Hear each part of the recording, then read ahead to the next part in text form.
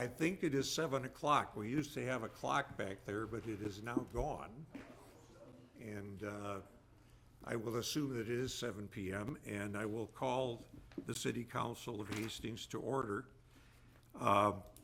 First order of business, everybody please rise, and we'll have the Pledge of Allegiance.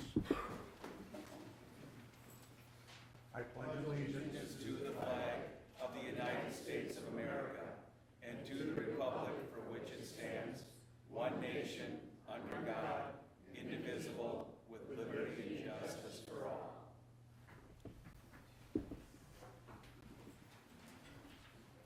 And let the roll reflect that we do have a quorum. All council members are present with the exception of our mayor, Mary Fassbender, who is trying to catch a flight from down south in between tornadoes, from what I gather.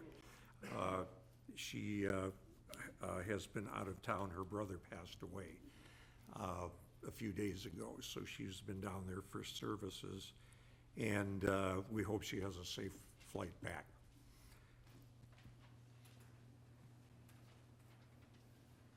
All right, the first order of business tonight is to have our certificate of appreciation for Planning Commissioner Jeff Deaver. And I will turn the microphone over to John Hinsman, our Planning Director. All right. Thank you, Acting Mayor Balsonic and council members. Tonight, I'd like to be able to recognize the services of Jeff Deaver, our outgoing Planning Commission Chair. Jeff has been serving the city for over 5 years in that position, the last year and a half as Chair of the Planning Commission. During that time, as a commissioner, the Planning Commission meets 15 to 20 times a year, a couple hours a night on a Monday night. So there's a lot of service and dedication that goes into that. There's some times, though, you get into a situation where there's some heated discussion, whether it be chickens or whether it be a residential development. And as leader of the commission, you have to kind of wade through those waters, and Jeff's done an excellent job of doing that. One of the things I always liked about Jeff's leadership is that he was always looking for how you could make things happen for a resident standpoint. You know, what could a resident do as opposed to what they could not do, and looking at it from that type of an angle, which I always appreciated. Jeff is moving on from Hastings to other endeavors, and so I wanted to take a moment tonight to recognize his service and invite him up here for the certificate that we have here. So Jeff, thank you so much for your service, and we wish you the best in Illinois, and all the best to you and your family. Thank you, I sure appreciate it. All right, thank you.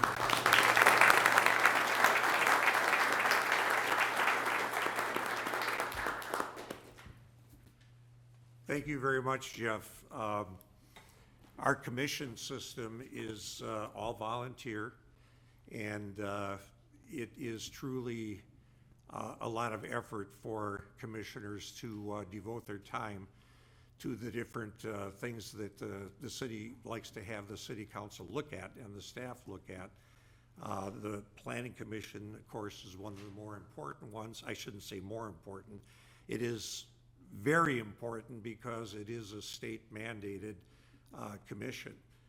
We have to have one, and it has to operate. And this is the sounding board for the items that come before the council for zoning, variances, things of that nature that are indeed quite important. So thank you very much again for your years of service. We look forward to seeing you back out on the street. Hopefully you can have a little more time to watch a Twins game or go to a Twins game or things like that. Thank you.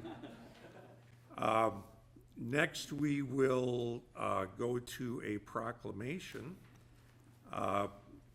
for National Public Works Week. The Proclamation Council is before you, and we will start with Councilmember Brox. Whereas the year 2019 marks the 59th Annual National Public Works Week sponsored by the American Public Works Association, and whereas public works services provided in our community to nearly 23,000 residents and hundreds of businesses are an integral part of everyday life, and Whereas these services, facilities, and reliable infrastructure could not be provided without the efforts of public work professionals, and whereas these professionals are the equipment operators, technicians, support staff, engineers, and managers responsible for rebuilding, improving, protecting, and maintaining our city's water supply, sanitary sewers, streets, bridges, stormwater treatment, and drainage infrastructure, and Whereas the 21 professionals who staff our Public Works Department show each day their dedication to sustaining and improving the health, safety, well-being, and high quality of life of the people of Hastings, and Whereas it is public interest for the citizens, civic leaders, and children in the city of Hastings to gain knowledge of and to maintain a progressive interest and understanding of the importance of public works and public works service. now therefore, the City Council of the City of Hastings does hereby proclaim the week of May 19 through 25, 2019 as National Public Works Week. All right.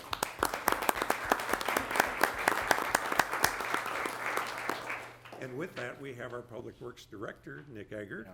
Thank you, Ed. Would you like to say something? Certainly will. The proclamation definitely says a lot there, but I want to personally thank you.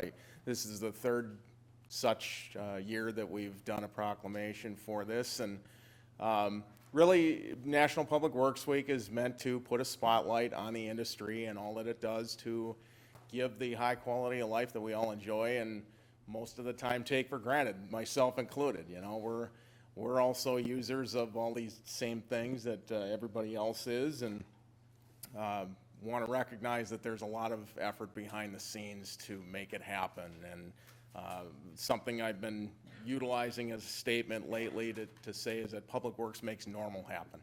Everyday life just goes on the way it does because of those efforts. So thank you very much. We're not doing anything as an event this week. I'm still slowly thinking about how we do that in the future. Someday we'll get to that, but we are having a couple of celebratory meals out at Public Works here this week, and the council is invited to join us if you have the time. So thank you again, and we appreciate it. Thank you, Nick. Maybe if we get some more snow, we can all get together on Public Works front lawn and make a snowman. I couldn't believe we got a frost warning again last night, for sure. And I should call your attention to the whole staff, as a matter of fact, and to the public. You can go on the website. The League of Minnesota Cities monthly bulletin, I believe it is. Yes, monthly bulletin. Dave Bumock, the executive director, wrote a very complimentary article about what Public Works employees do. He rode along with a Public Works employee during the snow plowing period, and he talked about the nuances and the expertise and all of the things that are required of somebody just to go ahead and move snow.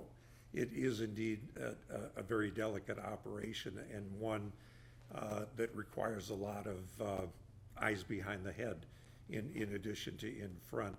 And what I always say to our Public Works director and to our Public Works staff, as well as our police department and fire department, is to be safe. Be safe. There are lots of incidences where we can have accidents and so forth. So far, we have a pretty good record here with the city staff keeping out of harm's way. So that's quite a compliment to you folks as well. Thank you, Nick. Thank you.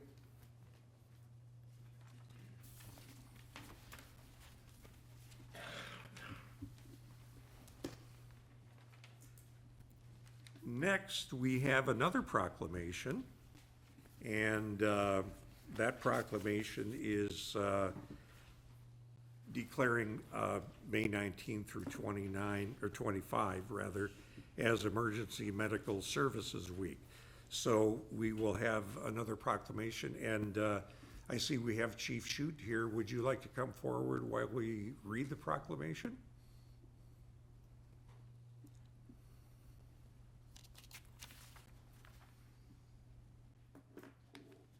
And this time, for variety's sake, we'll start over on the left side.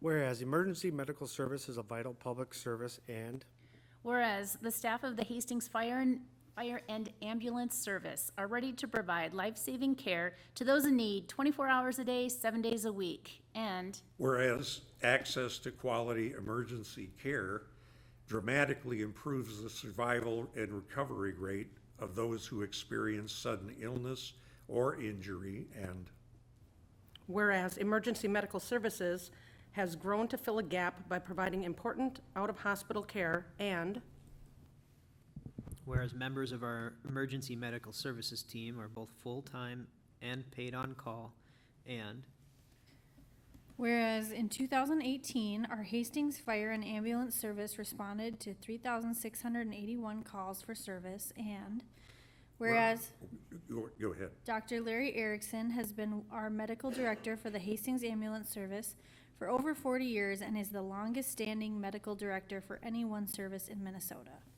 Now therefore be it resolved by the City Council of the City of Hastings, Minnesota, we recognize our dedicated EMS staff and do hereby proclaim the week of May 19 through 25, 2019 as Emergency Medical Services Week.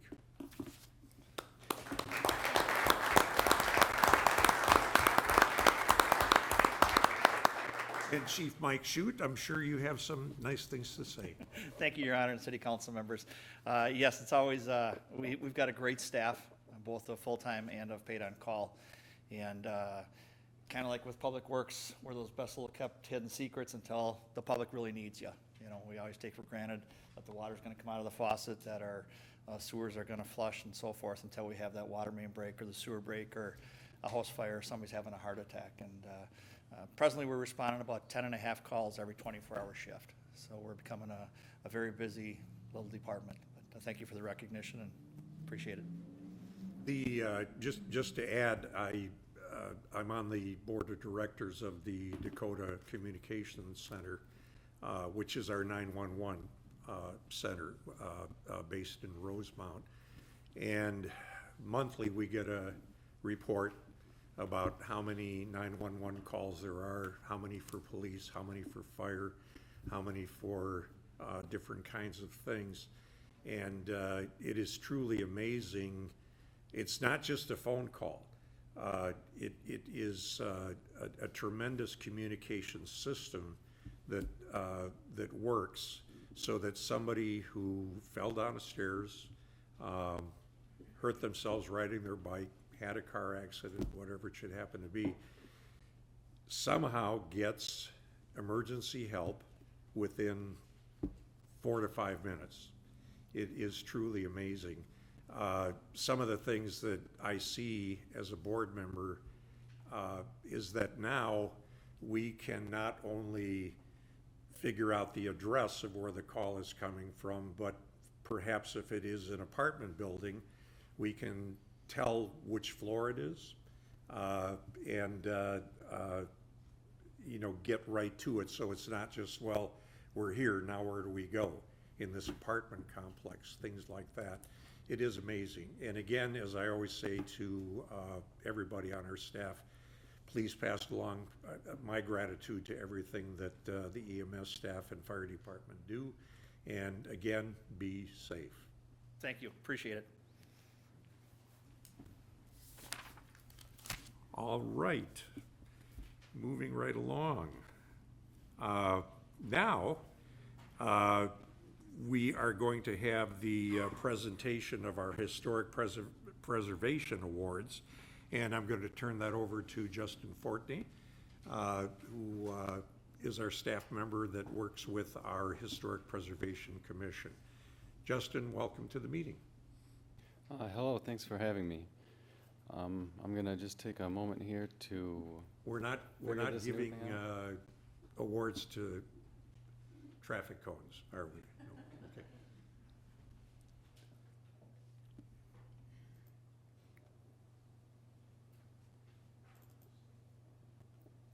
I'd like to actually introduce Amy Martin, the chair of the Heritage Preservation Commission, to present the awards.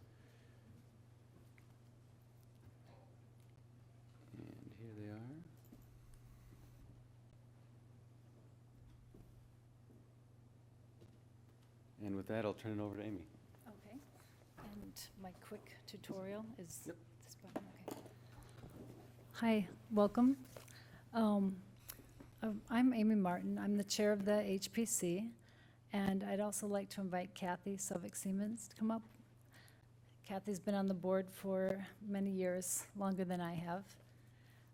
So each year in May, the Preservation Awards recognize residential and commercial historic properties that have been well-maintained or restored in accordance with the city's heritage preservation guidelines.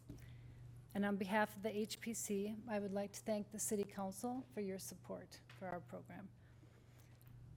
We have 5 award-winning properties this year, and we are pleased to announce a new preservation recognition program, the Century Home Program. And I'll tell you more about that in a moment.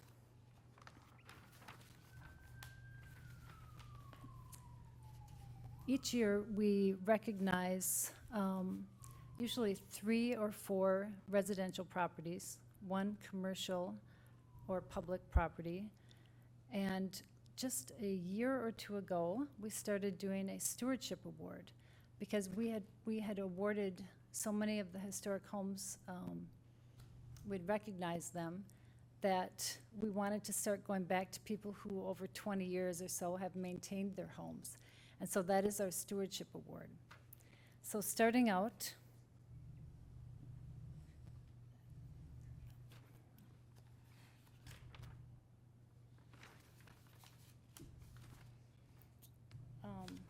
oh, okay, is this the, okay. 708 2nd Street West. This is the Oyas Miller House. Michelle Thompson and John Wiederholt, and please correct me if I'm mispronouncing names. So this 1928 2-story colonial house overlooks the Mississippi River at the top of the 2nd Street Hill. All windows are evenly balanced around a central front door, which is flanked by pillars supporting the overhead door trim. The house was built by John Oyas, who was the senior vice president of Hudson Manufacturing. The current owner, Missy Thompson, is the granddaughter of John Oyas and purchased the home from his estate. She and Mr. Wiederholt have meticulously maintained this lovely home. And are we going to ask people to come up? Okay, so if you would like to come up to get the award, and then we'll ask people to just start slowly walking around here. We're going to have all the award winners up front. You want to have the council members come? Yeah, so if the council members, we'll invite you down so people aren't standing all by themselves up here.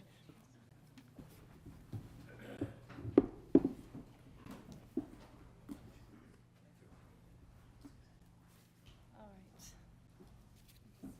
Yep. Go down there. Come.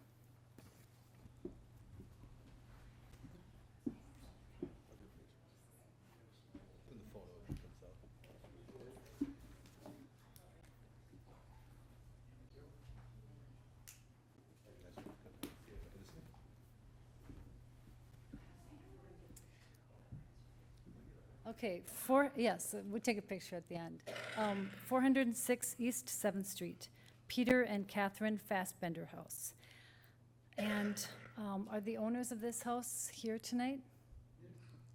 All right, could you yell out your last name pronunciation for me? Grigorovich, thank you. Peter, okay, and Anthony and Anna Patricia Grigorovich. This 1.5-story red brick house on a limestone foundation was built in the 1870s by Peter Fassbender, an early resident of Hastings and the owner of a grocery store on West 2nd Street. The main house has a cross-gable roof with a gabled L at the south end, 2 bay windows, and a frame porch on the rear east elevation. The small entry porch placed at the west end of the building has 4 slender Doric columns. Recent renovations to the brick and removal of iron railings have returned this house to the historic gem that it is. And Anthony and Anna Patricia, would you like to come up? Pardon me? Oh, I didn't realize there were more. I'm sorry. This presentation was put together by committee tonight.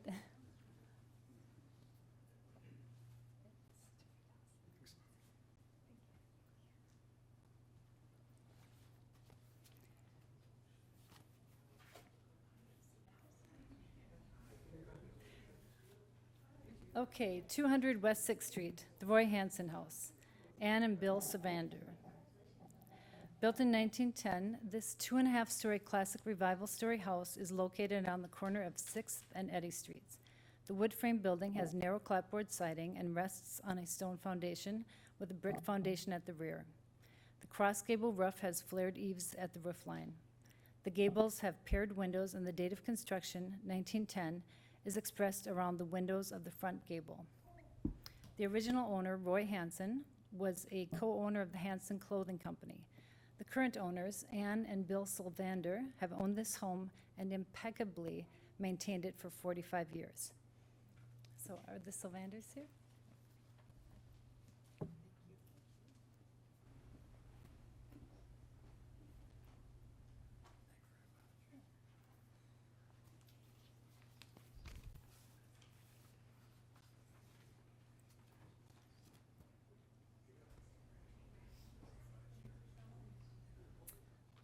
Okay, our public building for the regular awards. First Presbyterian Church, 602 Vermillion. The First Presbyterian Church is listed on the National Register of Historic Places. It is a Romanesque revival-style church designed by the architect Charles Daniels of Faribault and was originally built between 1875 and 1881. Constructed of soft brown brick and buff-colored limestone, the church at the corner of Vermillion and 6th Street features 2 matching corner towers, arched stained glass windows, and a limestone block inscribed Centennial, linking the construction to the 100th anniversary of the signing of the Declaration of Independence. In 1907, a lightning bolt, oh, that's cool, struck the steeple, and fire destroyed most of the interior of the church. The congregation pulled together to restore the building, taking care to preserve what was left and making repairs to conform as much as possible to the original. Few alterations have been made to the outside of the church since that time, and those that have been sensitively designed. The church is truly a gem and continues to be well maintained by the congregation. It is definitely worth a visit to see the inside of this beautiful building. Do we have any representatives in the church?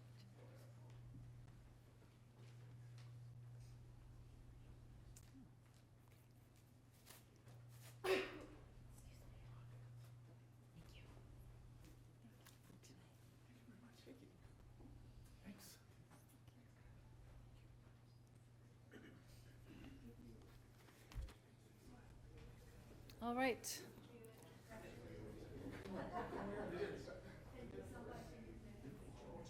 Our stewardship award for this year.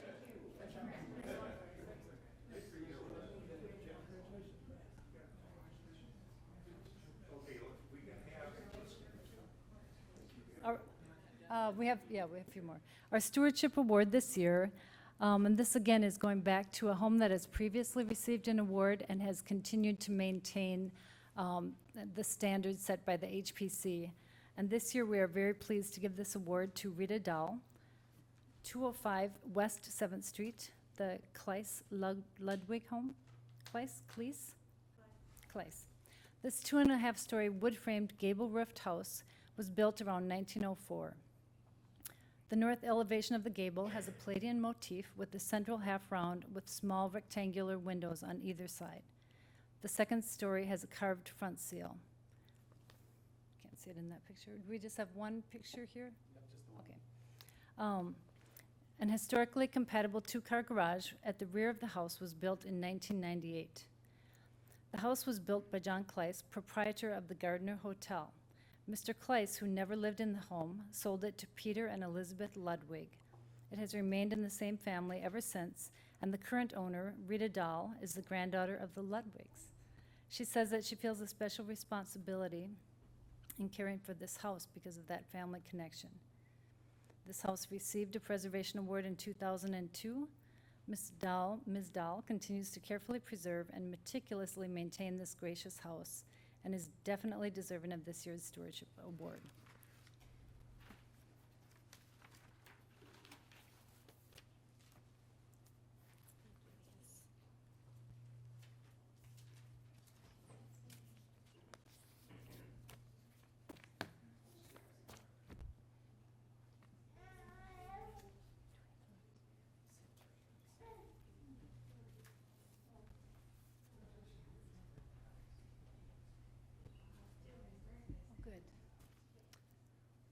All right. Now I'm pleased to announce the Century Home Program. And this is a new program designed to recognize and highlight the city's unique historic resources.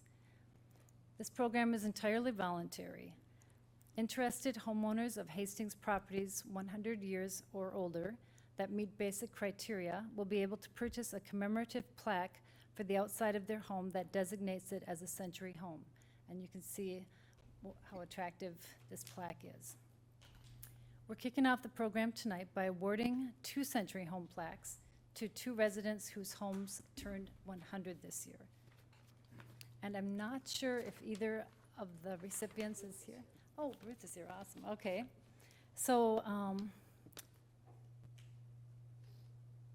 713 West 2nd Street. By the way, both of the homes that are receiving the plaques this year are arts and crafts style homes, which were built in the central portion of the city before the Depression years of the 1930s. The owner of this house, Ruth Mitchell, said that the house was originally built for Hudson Sprayer employees. The house was later sold to Dr. Kramer, P.H. Kramer, who was a local doctor, coroner, and mayor of Hastings in the 1940s. Ruth's aunt cared for Dr. Kramer at the house in his old age and inherited the house at his death. Ruth moved in with her aunt in 1953, and ownership was transferred to her in 1966. She continues to live there. And Ruth has recently performed extensive repairs to the original stucco and installed new storm windows to help preserve all the original windows in the home.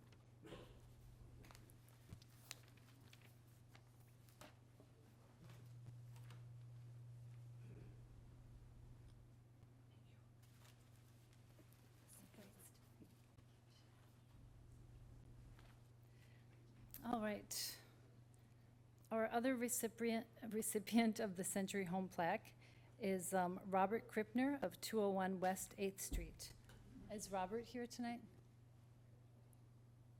All right. We didn't have as much information about this house. It's known as the Claude Dondelinger House, and the builder was Henry Rhodes. And Justin, is there information on the city website yet about this program? Okay, so for more information, you can look on the city website about what the guidelines are and how to apply if you'd like to consider getting a plaque for your home. So thank you all, everyone who won an award tonight. It is appreciated. And I guess I feel like a round of applause is in order.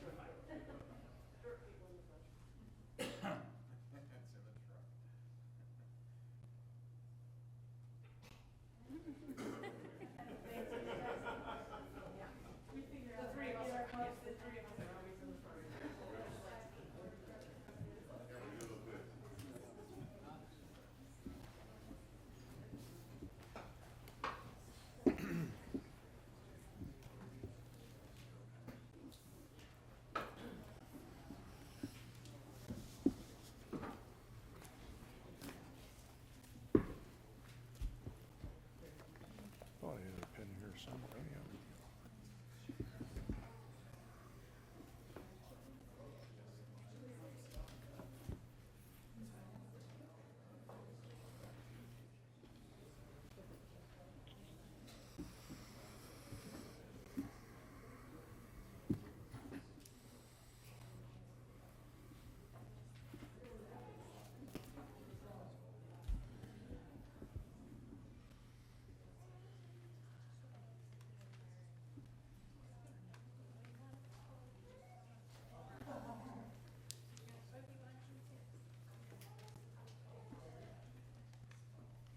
All right, we'll continue on.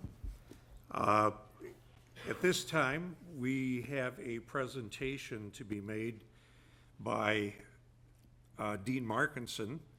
Dean is the director of the Hastings Beyond the Yellow Ribbon program. And Dean, it is indeed an honor to have you here. I always try to mention that Dean was awarded the Volunteer of the Year award a few years ago by the Hastings Chamber of Commerce. And when he received that award, he received the only standing ovation I've ever seen up until that point for a Volunteer of the Year. You are one of the crown jewels of the city of Hastings, Dean, and it is indeed a pleasure to have you here with us tonight. Thank you, Acting Mayor. Councilmember Vaughn has stopwatch, and he will give me the signal. I'd like to say good evening to the City of Hastings leadership. My purpose of speaking to you is about the movement in Hastings that started over 10 years ago, that commits the community to demonstrate their services, support, and recognition to service members, veterans, families, and especially our military brats. I personally feel that this is your obligations as the city council members. This is your obligation because a proclamation was signed on 15 March 2010. However, to start this proclamation, I want to extend my personal thanks to the City Council, staff, employees, and the residents of our community. I further present, I've already presented to the mayor, through the administration department, a challenge coin. And with the challenge coin, there are also some miniature U.S. flag pins to be presented as the mayor sees fit.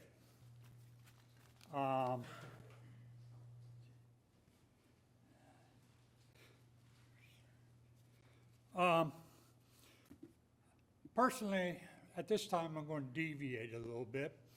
I believe I need to recognize certain individuals in the city government. I'd like to start with Councilmember Vaughn. He attended one of our meetings and gave me some very good advice that I will follow. Our acting mayor, he was a past commander of the American Legion. To our city attorney, you gave me some good advice. To the fire department, you do a good job. I know I went to you and you told me a little bit about the facts of life, how you manage emergency services. Thank you. The other people that are not here, I'd like to recognize the police department, especially the chief.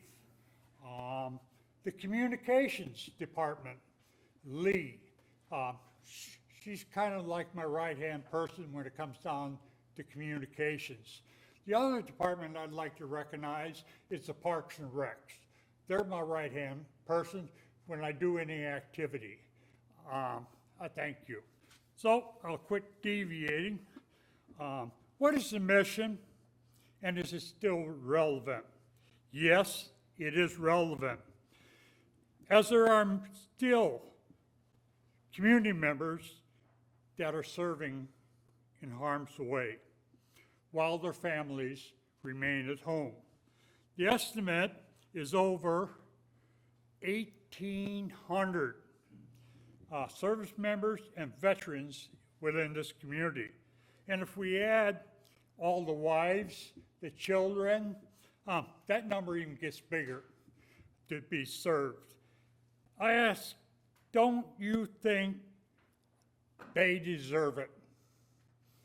My answer is yes, because every one of them made a great sacrifice. And even a lot of them, this Memorial Day coming up, didn't come home. So I'd like to just reemphasize what's happening this Memorial Day. We have an annual program. Starts at 9 o'clock out of the vet home, 10 o'clock at Roadside Park, and then on to Soldiers and Sailors Cemetery, then on to the Veterans Memorial on the levee. We've done a lot. Last week, we distributed Buddy Poppies. Yes, I was out there Saturday in that cold weather. It was fun meeting the people of Hastings. The other thing I think you really enjoy is a sight of our rifle squad. They're they're sharp. So if you ever gone to his funeral and you saw them, you know how sharp that is. And especially our bugler. He gets compliments all the way around how he toots that horn. I won't tell you the secret, but the secret. Next Friday, VFW, the American Legion, and Gus Heinolds' family will be putting up over 1,000 flags in the cemetery with the bronze markers. And probably the biggest thing I want to mention is not to take away from the veteran service organizations, because their program's going to be done in the morning. It's called March for Them. That's organized by Tom Wright in honor of his associates that didn't come home. He's a ranger, so we'll have to forgive him. And also there, we have a beautiful guest speaker. He does. It's Jill Stevenson. She's the mother of Ben Coop, who was a KIA casualty in the current war of terrorism. So if you're not doing anything around 5 o'clock on Memorial Day, come on down to the levee, because we all know what the riverfront means to the community. So we will dine you, good speaker, and then you can dance the night away with the coxswain. So I'll leave it at that. My whole family, 2 of them are marching 28 miles for me. And my wife, me, my grandson, we will be manning site number 22. Basically, we give them water and energy so they can make it to the memorial. That's all I'm really going to say on that part, except more than 1.2 million Americans have died in uniform since the Revolutionary War. Their lives were cut short, so the rest of us could live free and pursue our dreams. So thank a veteran. When they went into service, just like the acting mayor, they signed a blank check. And it probably hasn't been cashed yet. So I'll get back on to where I should be, the script. I covered that. I'll give you a little brief history about the movement in Hastings. I became involved in this movement in about 1990. With the Dakota County Veteran Service Officer, Mike Lavovich, and the Director of Military Outreach of the Minnesota Department of Military Affairs, Annette Kuiper, over a cup of coffee in Farmington. So I must also give credit to Barb O'Reilly. She was here when we signed the last proclamation. She was my inspiration, my mentor. Then we got Dr. Spinelli. Yeah, he's the one that got Hastings going at St. Elizabeth and Seton. He pushed it. And then he said, Dean, you got it, charge. And then a proclamation was signed by Minnesota Governor Dayton on September 22nd, 2010. I think I've already read kind of all the therefores, so I'm not going to reread the proclamation. Why tonight? It's sad that I'm going to be retiring from the initiative. After 30 years of service, personally, I think it's time to turn it over to someone else. And I feel that we need a young Top Gun who will step up to the task. What are the traits of my replacement? He should be young, possess leadership skills, energetic, and outgoing.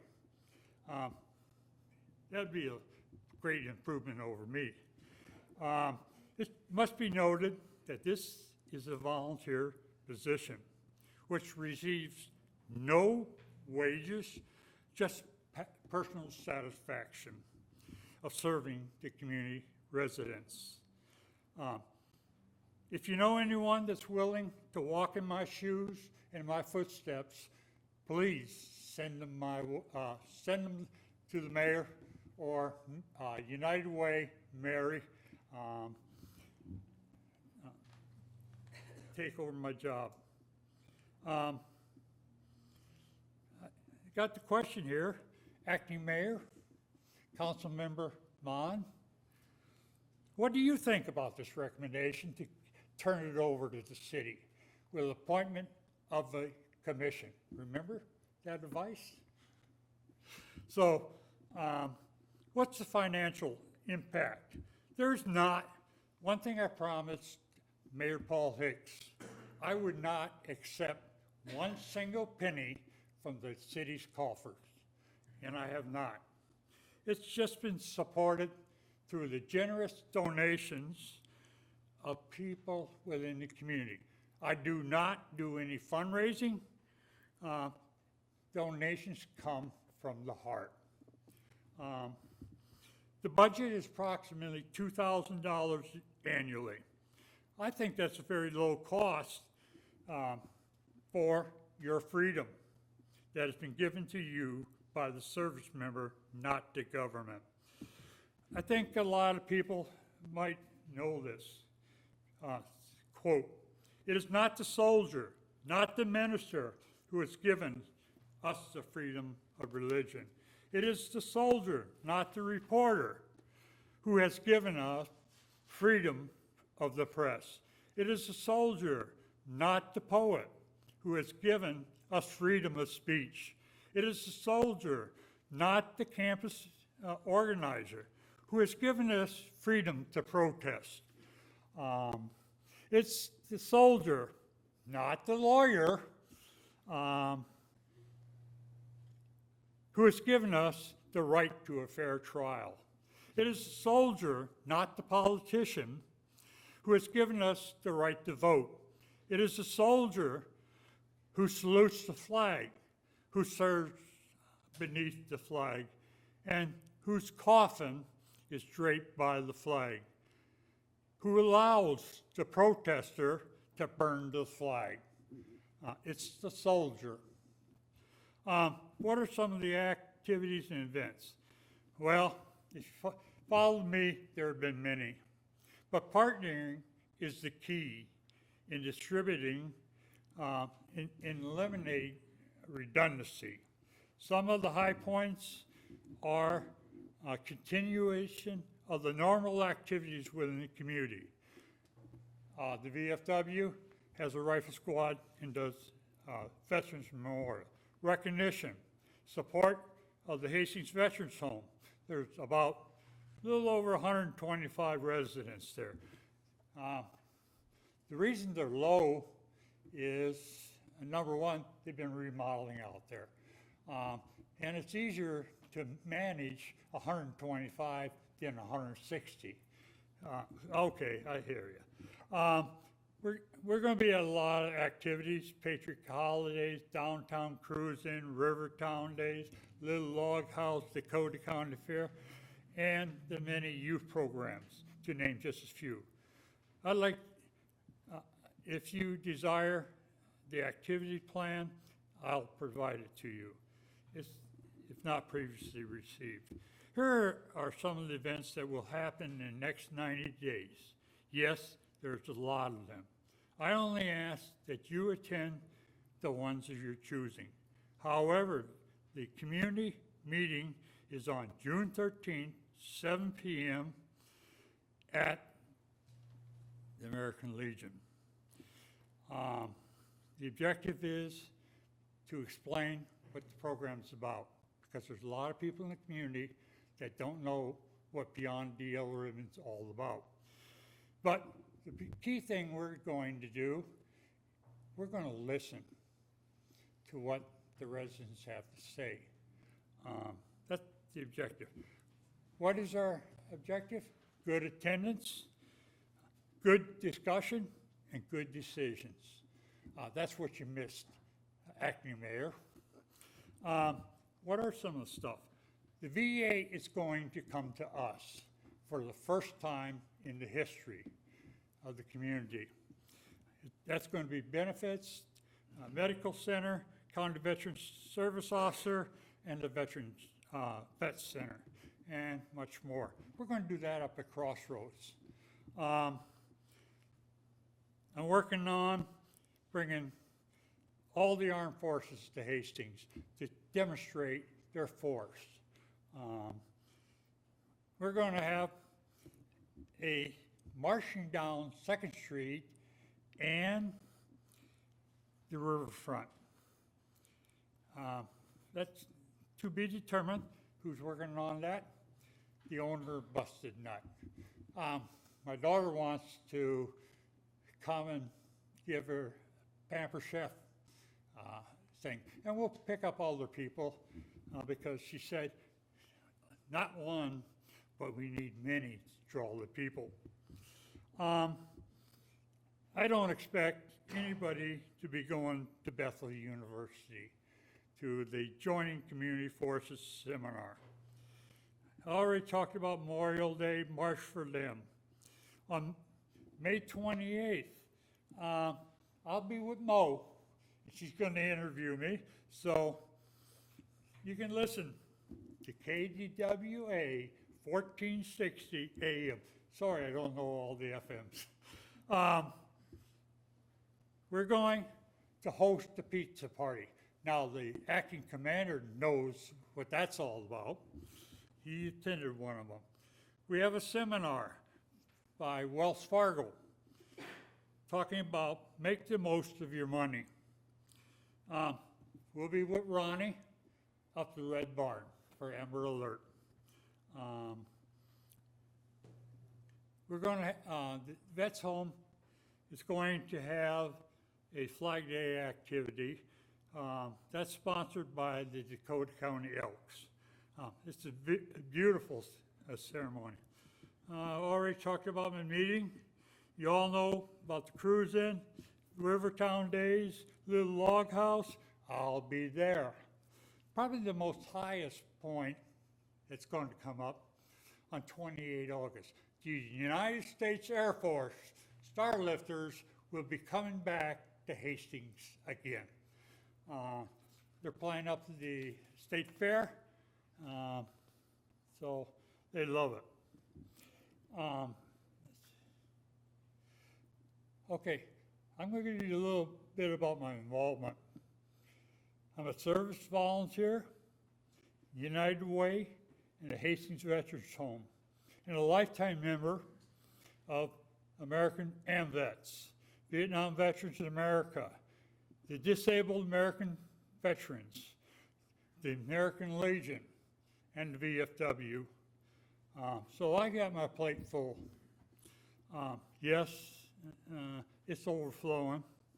My comrades, and probably you all, are telling me, Dean, slow down. Stop, listen, and enjoy the luxury of life, and spend time with my wife, my children and grandchildren.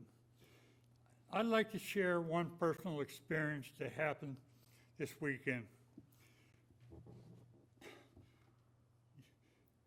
I told my daughter what we wanted to do, creating a library. She got on the Facebook, and within 30 minutes, she had the library overflowing, all the way from Wisconsin to places in Minnesota. She's a fabulous person.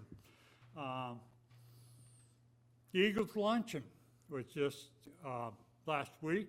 I had the opportunity to make an announcement and apologize to a mother that I failed. Yes, I do fail. I'm not all about successes.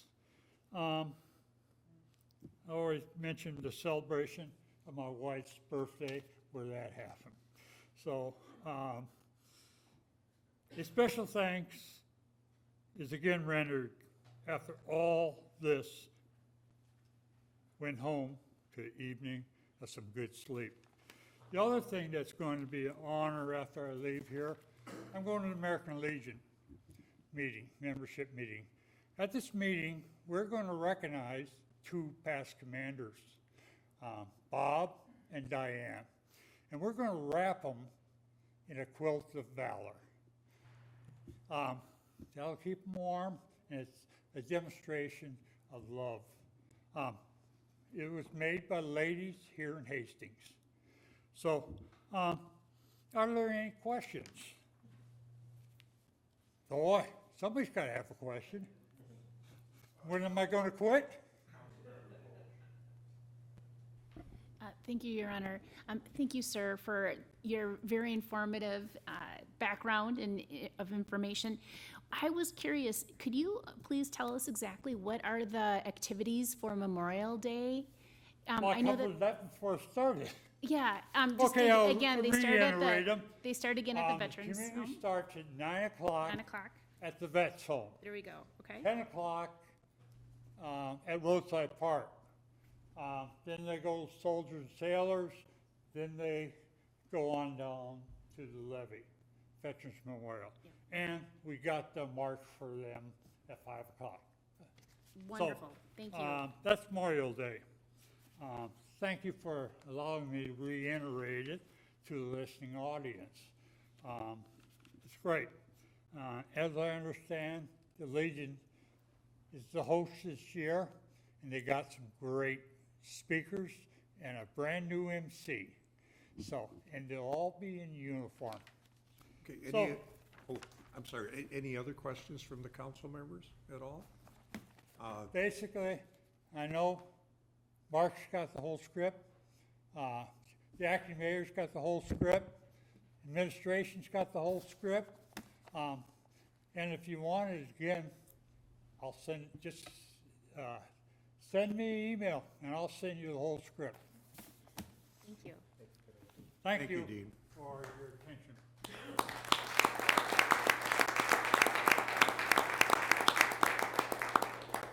The only thing I'd like to add to everything that Dean said is that we are the only city in the state of Minnesota that has four, count them, four Memorial Day services, as Dean pointed out.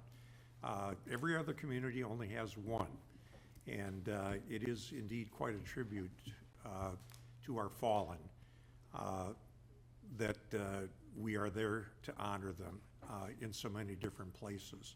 So again, thank you, Dean, and thank you, Mrs. Markinson, who I know is an excellent proofreader and the keeper of the keyboard along the way. Again, thank you very much. We're going to move on now, and we're going to approve the minutes of the past council meeting on May 6th. In addition to, my goodness, the council has been busy, 3 workshops on the 6th, 9th, and 13th. Are there any additions or corrections to those minutes? Seeing none, I will stand them as approved. And we will now move along to comments from the audience. Is there anybody in the audience tonight who would like to comment about anything going on with our city at all, other than anything that might be on the consent agenda? So anybody who would like to make a comment can certainly come forward at this time. Seeing none, we will move on. Council items to be considered. Are there any additional council items to be considered tonight? I see that there are none, so we will move along. Very good.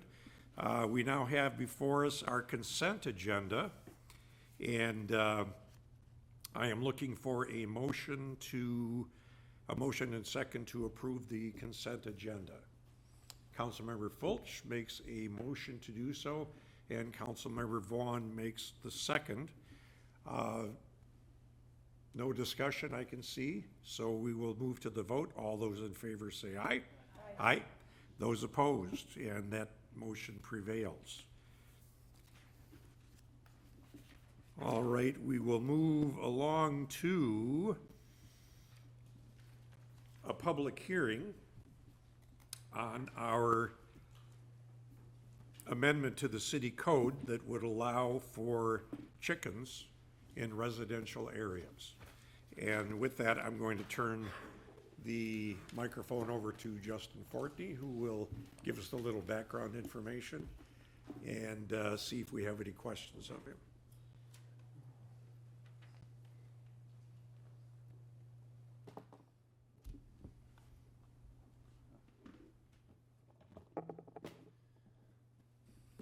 First, I'll just give a brief presentation before I start the PowerPoint, just because there's some new information to present based on some questions that council had at their last meeting. But just for a little background on the proposal, a decade ago in 2009, the Dakota County Historical Society made a request to the city to modify the ordinance to allow chickens at the Leduc Estate as part of the interpretation of the agricultural aspects of William Leduc's life. And residents at that time had gone to the Planning Commission and asked for the ordinance to be considered to be opened up broader to the public as a whole. And staff made some changes to the ordinance that was proposed and brought that back to the Planning Commission. And they recommended approval, and the City Council approved the ordinance, but only for the use in the public institutional district. Since that time, some citizens have approached some elected officials, and the planning committee of the City Council met and voted to bring it forward 2 to 3 through the process again for consideration. At that time, the planning committee had asked staff how many calls we received on a yearly basis of people interested in seeing if Hastings allows this. And at that time, we had told them that each staff in the planning department received about 2 to 3 calls a year. After the question was brought up at the last city council meeting, just doing some due diligence, I tried thinking harder and still came up with 2 to 3 for myself, and John did the same. But I also spoke to other city staff members and found that there were other employees that were also getting the question on a fairly regular basis. So generally, we probably get between 7 and 10 calls a year from citizens or non-citizens asking if the city of Hastings allows the keeping of chickens in backyards. The Planning Commission met on this proposal at their last meeting and voted to recommend approval on April 22nd with a 3-2 vote. And the reasons why they were voting the way they did were generally vocalized at the meeting and summarized in the staff report. And there was 2 citizens who spoke at the Planning Commission meeting. One was in favor of the ordinance and one was opposed to it. And their general comments were also included in the staff report. As requested at the last meeting of the City Council, staff reached out to about 10 real estate offices throughout the metro area, asking them if their agents believe that not allowing chickens would be a barrier to selling a home. Their written comments were insightful. They didn't directly answer the question, all of them, so I did some follow-up calls and were able to get a hold of some of them. And they generally said that they don't often know why their clients chose a certain list of cities to move to. They come to them with the cities that they'd like to move to. And, but they said, when pressed on it, they said, if somebody had chickens already in their city, or they wanted to have chickens, they would likely consider cities that only allow chickens if possible. Particularly because they're more prevalent to find cities that do allow them these days. Generally, the comments that we received, one was Lisa Siebenaller, who's a realtor with Coldwell Banker, and it was on the Planning Commission. She said her and her colleagues are highly aware of which communities allow chickens because some clients bring it up as a requisite or added bonus for a particular community. That was paraphrased from the Planning Commission meeting. I had spoken with Kathy Anderson with Coldwell Banker Cannon Falls. She said that buyers, she's had buyers that wanted to have chickens and they would only move to a community that allowed them.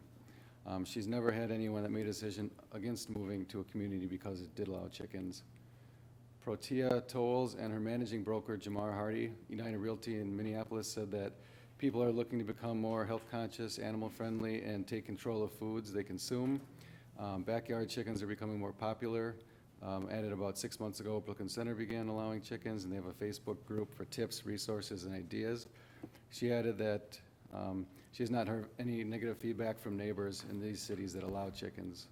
Christy Crowley, a broker with Edina Realty in Apple Valley, New Prague, said she had a client that did not purchase a $600,000 home on acreage, partially because the neighbor had a large chicken coop that was near the property line.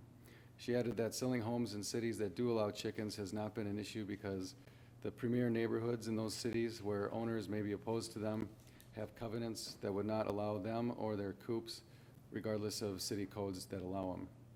Christine Nelson, realtor with Coldwell Banker Burnett and Egan, said that she sold many houses adjacent to homes that kept chickens and had never given any prospective buyers pause, like homes next to large dogs, as they can be intimidating and possibly dangerous. She said that she has not experienced any smells related to the chickens on adjacent properties that she sold houses at, but she has from large dog droppings on neighborhood properties. It was asked at the May 6th City Council meeting if licenses can be administratively granted. It certainly could be an administrative process. The process is used by different cities for backyard chickens vary greatly. Some cities don't require a license at all. Some require one for more than a certain number of chickens. A couple of cities issue notification to immediate neighbors administratively and only require council review if there's opposition received. About half of the city licenses are administratively approved or not at all. The other half do go through councils. Complaints have been shown not to be an issue in the cities that allow them. In the staff report, I outlined the process for dealing with complaints related to licenses. Generally, we have not had any chronic issues with any citizens or businesses that hold revocable licenses. This is because they understand that a license is a privilege rather than a right. In the proposed ordinance under letter F, It currently reads, "The city council may revoke the license if conditions of the section are not followed or if unresolved nuisances arise." If the council wanted more assurances, it could be added that X number of violations in a 12-month period will require a revocation hearing or review, or something similar. A 350-foot notification was originally proposed by staff because it lines up with the standard notification distance for rezonings and special use permits. However, I've not been able to find any cities that have notified to that great distance for chickens. Depending on the size of the properties and the neighborhood layout, this could include as many as 55 properties and could notify people up to 6 properties away. The majority of cities that notify property owners notify adjacent properties only. This is also our standard notification for variance requests in the city of Hastings. The Planning Commission stated that 350 feet seemed like an excessive distance for notification, and they said that no more than 200 feet was necessary. A notification of 200 feet from a subject property would include 25 to 35 properties, which would include notification of owners up to 3 to 4 properties away.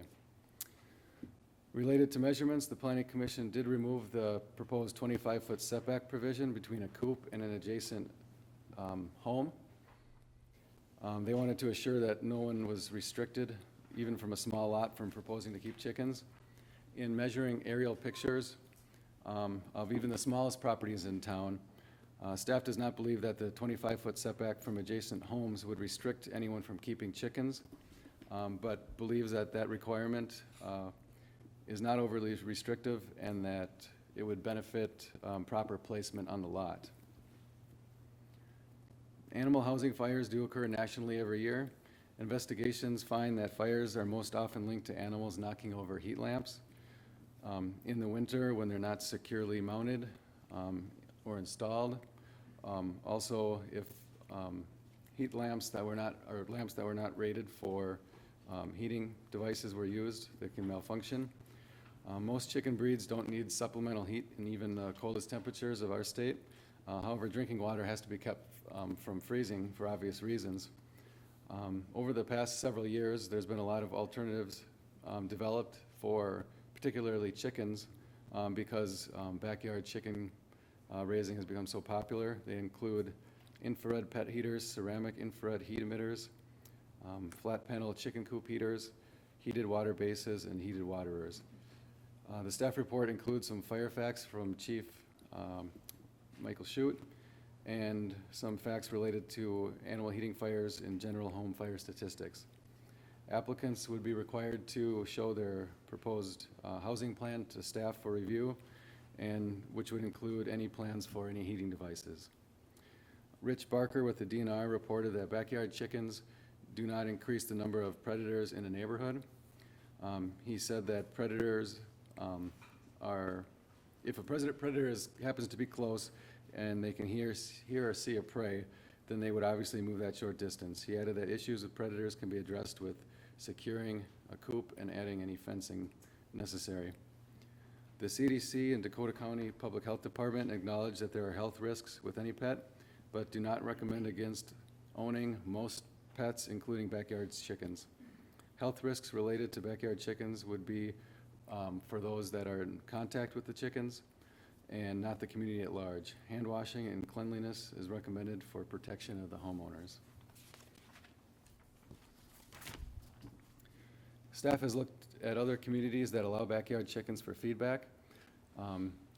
Staff first looked at this in 2009 when there were about 10 cities in the metro area that allowed them. At that time, they had only positive feedback to offer. Today, there are over 40 cities in the metro that allow backyard chickens, as currently proposed. Feedback that staff has received from contacting these cities has been positive. No cities have reported any violations or complaints, let alone repeat complaints. The cities that notify neighbors of requests often receive opposition from neighbors, citing concerns over noise, smells, unsightly conditions. After approval of these requests, there have not been any complaints, even from those that were opposed to the proposal in the first place. There's been several cities that have amended their ordinance to streamline the process, reduce neighborhood objection ratios required, and remove or lengthen the license renewal timeline. I've not been able to find any that have repealed or attempted to repeal the backyard chicken ordinance. While I'm sure there's got to be others, I did receive a note from a staff member in Rosemont who said that a resident had called and said their neighbor had left their gate open and the chickens got out, and wind had, after they had gotten out, shut the gate. Staff member phoned the number that was on the application and let the owner know, and they reopened the gate and let the chickens back in. There's also a letter of support in the packet that you received from a citizen in favor of the request. And I went through most of this report. I will go over some of the cities that do allow it. These are large cities in the U.S. that allowed it in 2009, and this is just A through F of now the 175 major cities in the United States that allow backyard chickens. Of the 100 largest cities in the United States, there's only 2 that currently don't have a backyard chicken ordinance. One is Plano, Texas, and the other one is Detroit, Michigan. In 2009, this is the list of properties or cities in the metro that allowed backyard chickens. And this is the list of, oh, this is the old list, but it's essentially the same. I had to make a couple of changes, but it's essentially the same number. The one in your staff report is correct. There might have been 1 or 2 that were on here that weren't similar enough to ours to have on here, but there's over 40 in the metro area. So our ordinance requires, some of the requirements is no roosters permitted, no more than 4 chickens. Additional 4 are allowed per acre for large properties like the Leduc Estate. License to be granted by the City Council after neighborhood notification, currently listed as 200 feet. The first year is probationary and then renewed every 5 years after that. The license is to be revoked for unresolved nuisances. Required confinement includes fenced area, enclosure in compliance with accessory building regulations, already in the ordinance. Completely covered, secured with a solid floor, a 25-foot setback from neighboring homes, which the Planning Commission recommended removal of. Notice that homeowners associations may not permit chickens or some of the required improvements required by ordinance to keep chickens. Reiterate the animal ordinance language that relate to animal welfare and killing and care of animals. And the zoning districts which are proposed for amendment would be the R1 low-density residence, which ultimately trickles down to the R1L and also the R2, and then the R3. I went through feedback we had received, and that is all I have for presentation. I'd be happy to answer any questions that the council has. And as you know, it's a public hearing. Thank you, Justin. I'm going to hold off on council questions until after we have the public hearing.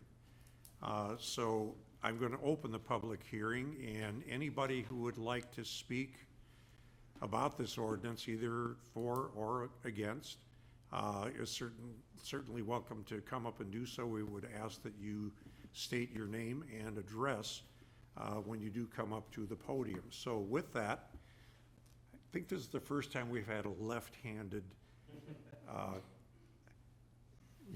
but I'm okay. Boom. The public hearing is now open. Is there anybody who would like to speak for or against this ordinance? All right. And again, if you would please state your name and your address. Thank you. My name is Brian Jones. I live at 1573 Stonegate Road in Hastings. Thank you to council for an opportunity to speak on this topic. I do have some personal experience with this issue since I was not only present, but argued against this very proposal back when it was before the city council in 2009. As you may know, at that time, the city council unanimously voted against it and did not allow chickens in residential districts for several reasons, and I urge you to do the same today. Mr. Fortney's memorandum to the Planning Commission, while extremely well-written and surely accurate, Unfortunately, it clearly presents just one side of this issue. Basic research on the internet, this has been a controversial topic across the country. I just saw something when I was looking yesterday, the city of Chaska, just a couple of years ago, had said their council considered this and literally pulled it off the table because of the community members' concerns and disinterest in it. I think the city council needs to hear about and consider both sides of the issue before making a decision. And I'd like to present 5 of them that the council considered back in 2009, and really those haven't changed today. First of all, obviously there could be a domino effect on something like this. When, if the city allows the keeping of chickens, what about other types of animals? Is there gonna be a request for things like baby goats or pot-bellied pigs or ducks? I mean, seriously, if you have chickens, you have to have ducks. So, you know, once you open the door, where do you draw the line? Potential domino effect. Second, there really is a general lack of knowledge for people who call themselves the backyard farmer about keeping chickens in several ways, the big ones being cost and maintenance. In terms of cost, I think many of the people you read on the internet are interested in starting this. They think it's pretty cool, pretty trendy. They may be interested in eggs, which coincidentally are one of the cheapest things at the grocery store, but they decide that they want to do this. And so they set up and purchase a chicken coop. They find out all of the amount of food that's involved, vet bills, and the cost of the daily care, and then quickly find out that they're disinterested in this. Just the startup costs alone can be $500 over $1,000, and that's just to get going. More importantly, perhaps, is the maintenance. I think these people, the question would be, do they know what the difference is between a healthy or a sick chicken? Obviously, they can get diseases, and there's certainly a lot of daily care that's involved in cleaning, disposal of manure. Think about the temperature issues, especially in having chickens in Minnesota. Tonight, you think about if somebody had chickens while it's spring, that's great, but what happens when schools are closed and all these people have these animals that are outside? If not well done, obviously there's a risk of animal suffering and even human disease. I know we talked earlier about the League of Minnesota Cities. They have an informational memo on animal regulation in cities, which, if you go to their handbook today, references a 2018 Centers for Disease Control article alerting multi-state outbreaks of salmonella infections linked to backyard poultry. So again, there's issues for these people that are trying to raise these, and consequently, there's been a sharp rise in the number of abandoned chickens for people that start this and then find themselves not interested. In fact, there's a nonprofit organization in Minneapolis, which, as was noted earlier, allows chickens, that's called Chicken Run Rescue, which was founded in 2001 to help abandon domestic fowl. At that time, they fielded 6 calls from individuals looking to find homes for forsaken chickens when they started. By 2012, which was the last statistics I could find, the number for that organization received 500 calls per year, which is 40 calls per month, for people with abandoned birds, and many with frostbite and frozen feet. The third reason I would say is what I would call the reasonable expectation and the impact of local landowners. When people move into the city, they don't really expect to live next to farm animals or chickens. And providing notice in this ordinance doesn't change that. Essentially, if 2 people come to the city or whatnot, one that wants to have this now and another person or persons that live next to them, how do you decide which way to go on that? What do you think actually happens to property values when someone goes to look at your house and they see a huge chicken coop next door? I initially was going to remodel my kitchen and bathroom, but now I'm going to get a chicken coop. Next is Hastings really is surrounded by ample farmland. I mean, when you think about it, if people want to raise chickens, that's why we have agricultural districts and places to do that.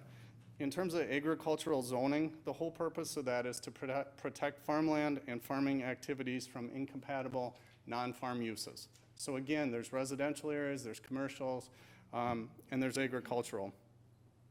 Fourth, I think like anything else, whether it's barking dogs, code enforcement issues and complaints are going to surface. One only need to look at the regulation section of the proposed ordinance, which deals with noise, odor, sanitary conditions, annoyance to others, all of which are very subjective items, especially with small lots in a city. For instance, it says here, In the regulation section, sanitary conditions must be maintained. What is sanitary? Fecal matter shall not accumulate in a manner that causes odor, injury, or annoyance to others. No chicken may be kept or raised in a manner as to cause injury or annoyance to persons or other animals by reason of noise, odor, or filth. So it cannot be annoying to others. If you watch the Hastings Planning Commission debate this issue, which I was present for that, they themselves talked about many of the subjective items, with one commissioner chuckling, "See, this is an example of the subjectivity and the enforcement issues we're gonna have to deal with." City staff, city council, and city attorney will have to deal with them, and there are other, I think, more important issues to tackle. Finally, and I'll say most importantly, I would submit to you that the majority of people in the city of Hastings really do not want farm animals or chickens in their backyard or their neighbor's backyard. This is really a minority request. If you look at statewide in Minnesota, there's 853 cities in Minnesota, and I'm confident that a majority of the cities haven't allowed it. Again, the memo only talks about the cities, a few cities that have allowed it. As far as I know, the research that I did, some of the cities that do not allow it include Andover, Apple Valley, Blaine, Brooklyn Center, Brooklyn Heights, Champlin, Chaska, Cottage Grove, Faribault, Hastings, Prior Lake, Savage, White Bear Lake, et cetera, et cetera. Again, the majority of cities in Minnesota do not allow chickens. And locally, I'll finish with saying, let's talk about the city of Hastings. At best, the memo talks that 7 to 10 people per year, at best, are asking about this. In a city of over 22,000 people, that is incredibly minute. What is that fraction? To me, 10 people asking about something is not a good threshold to decide on changing a city ordinance. I'm extremely confident that if you ask the people in the city of Hastings, the majority are gonna say that they don't want this. I was at a gathering this weekend where this topic came up, and everyone's like, well, the council's not gonna pass that. Who the heck wants that? Nobody wants that. And I think, again, we don't take the time and certainly don't have the cost to be able to, for all of you, to survey your constituents and the residents of Hastings before making these important decisions. But I don't know about everybody in this room, but I'm pretty confident that at least 51% of the people in this city are not interested in this. Council wasn't in 2009, and I hope that you're not as well today. Thank you. Thank you, Mr. Jones. Anybody else who would like to come up and speak? Good Your evening, name Mayor, and address? council members. Mike Slavic, 1050 Southview Drive. And outside of yourself and staff, I was actually up in the Diaz when this issue came before, and it's kind of funny that I am using political capital on chickens. That was not what my intent was. But as those who recall, as was said, chickens were a conversation because the historical Leduc estate wanted them, and it was actually, I was the maker of the motion, you may recall, when it came to the compromise to go in and have chickens allowed on properties owned public institution over 1 acre. At that time, we had Burnsville, which was in discussions, and I don't know if they had decided then, but it was in 2009 that the city of Burnsville had decided, and the city of Rosemont are the only two communities that had made the decision at that point. Now, Hastings and Apple Valley are the only large city over 10,000 people in Dakota County that have not made this, because Dakota County is a little different than other communities and other counties in the fact of its agricultural focus. I'd like to quickly point that Farmington is also surrounded by farms. And Farmington goes, and I was just speaking with the mayor of Farmington. We speak to the 9th grade civics classes every year, and chickens usually gets brought up because when the mayor on this issue came about, he was adamantly opposed to it. He had a student come kind of talk a little bit about it. He ended up flipping his vote. It was a 3-2 vote, and he said, never in my life did I ever think I'd be going in supporting chickens, and he did. And one of the things that he shared with me is he said, you know, I get probably 100 calls on dogs and cats and other animals. I don't get a single call on chickens. So I think that that's one of those things, some of the fears that do happen in there. I don't know, at that time, I think in 2009, we had opposition, but we also didn't have any background of what other communities in Dakota County had done. And part of the reason why I'm here today is not, that's really up to you if you decide to do it or not, but I wanted to set the record straight that I think that 2019 is different than 2009. But part of the reason I'm actually here is there's a couple of 4-H students. I apologize. I'm going to have to leave to go to the awards scholarship. I've been watching it on Facebook just to make sure I could do both. But there's a couple of 4-H students who are here that are going to just kind of share some of their experiences. Something that You may or not be aware of that Dakota County is now the largest 4-H program in the entire state of Minnesota. Something that all of your tax dollars do pay for is to support the extension and 4-H in our county. So it's very much wanted to give the perspective of what that does, because as we're looking at our schools that have declining enrollment, and that what is some way that we're getting the right kind of kids to be involved and engaged in our community, and this is just one of those examples. It's the largest youth development program in the entire country, 4-H, and they have some stories that they're going to share. I'm going to step out in that part in there, but whether you decide today or you take a little more time to get the research, because I will tell you, everybody you talk to is usually going to be opposed to it until you start to make the case and explain that, because I was very much in the anti-chicken camp. You remember that probably 10 years ago, and I don't have any desire to have chickens in my yard, but I'm okay if my neighbors do. Because I think that that's one of those things that when you realize it and actually talk to other cities and electeds, they find out that it's not what it used to be, and the fears and the myths are not to that same level. So I would just encourage some of our young people to come up and share their experiences, because I think most of them actually have chickens, so, and do live in communities in Dakota County. So thank you for your time, Mr. Mayor and council members. Thank you, Mr. Slavic. Anybody else? Here we go.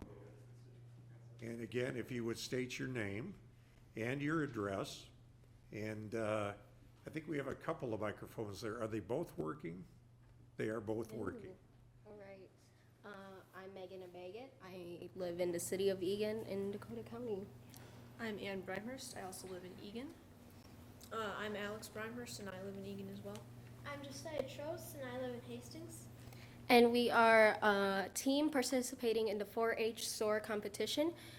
It is defined as 4-H Science of Agriculture Response Challenge, where we define a problem from the agricultural community and find a solution to it.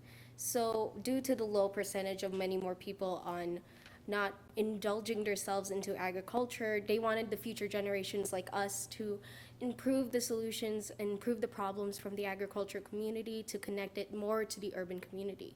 So our project that we continued from last year to also this year is to create an automated coop to benefit happy and healthier and productive chickens and owners to own backyard flocks in their backyard.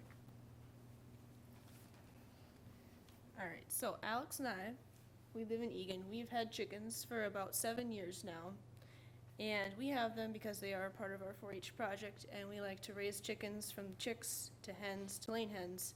So we show them in the Dakota County Fair and for egg layers. So some benefits to having chickens that we have noticed are that you get eggs every day, so we never have to purchase eggs anymore.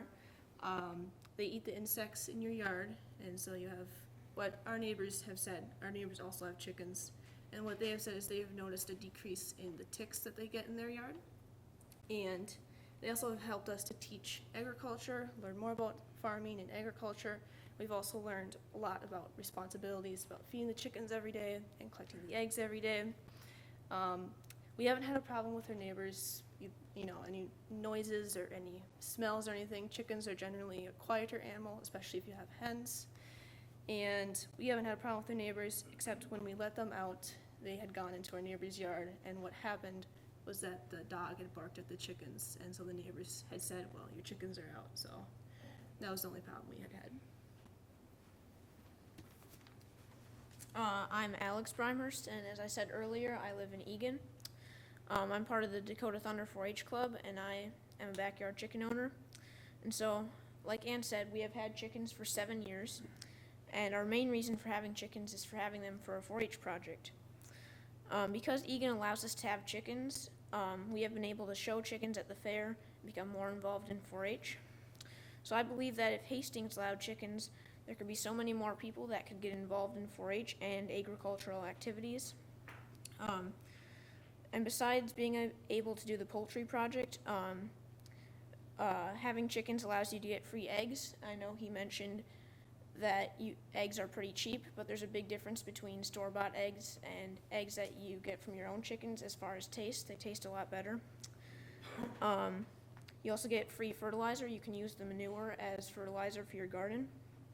And there's also a lot of fun that comes with taking care of chickens, as I've learned over the years. And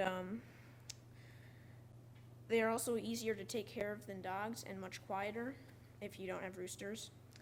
And as for neighbor relations, our neighbors are just fine with Ann and I having chickens. In fact, some of our neighbors come over from time to time to see our chickens. So in conclusion, chickens should be allowed in Hastings, and I hope that you all will amend the city code to allow chickens in Hastings. I'm Josiah Trusses said. I'm a Top Notches 4-H club.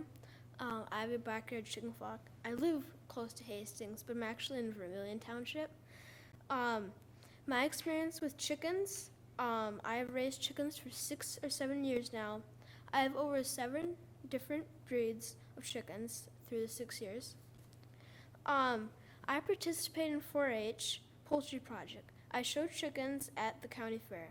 It has been a tremendous learning experience. If Hastings allowed chickens, more kids could participate in the 4-H Poultry Project.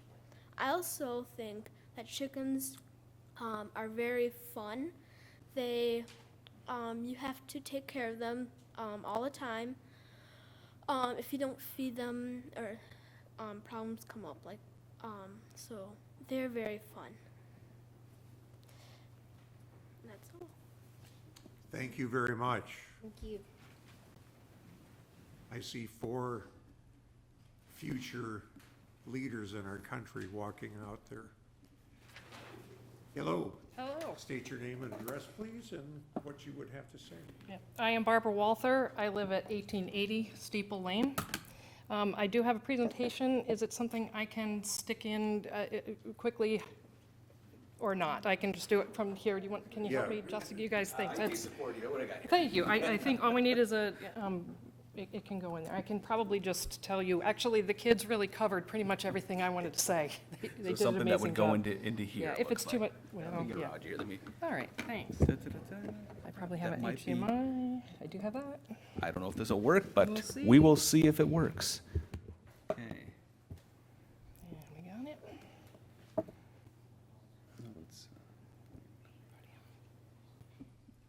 Lovely, look at that. Thank you so much. We have wonderful staff here in our city.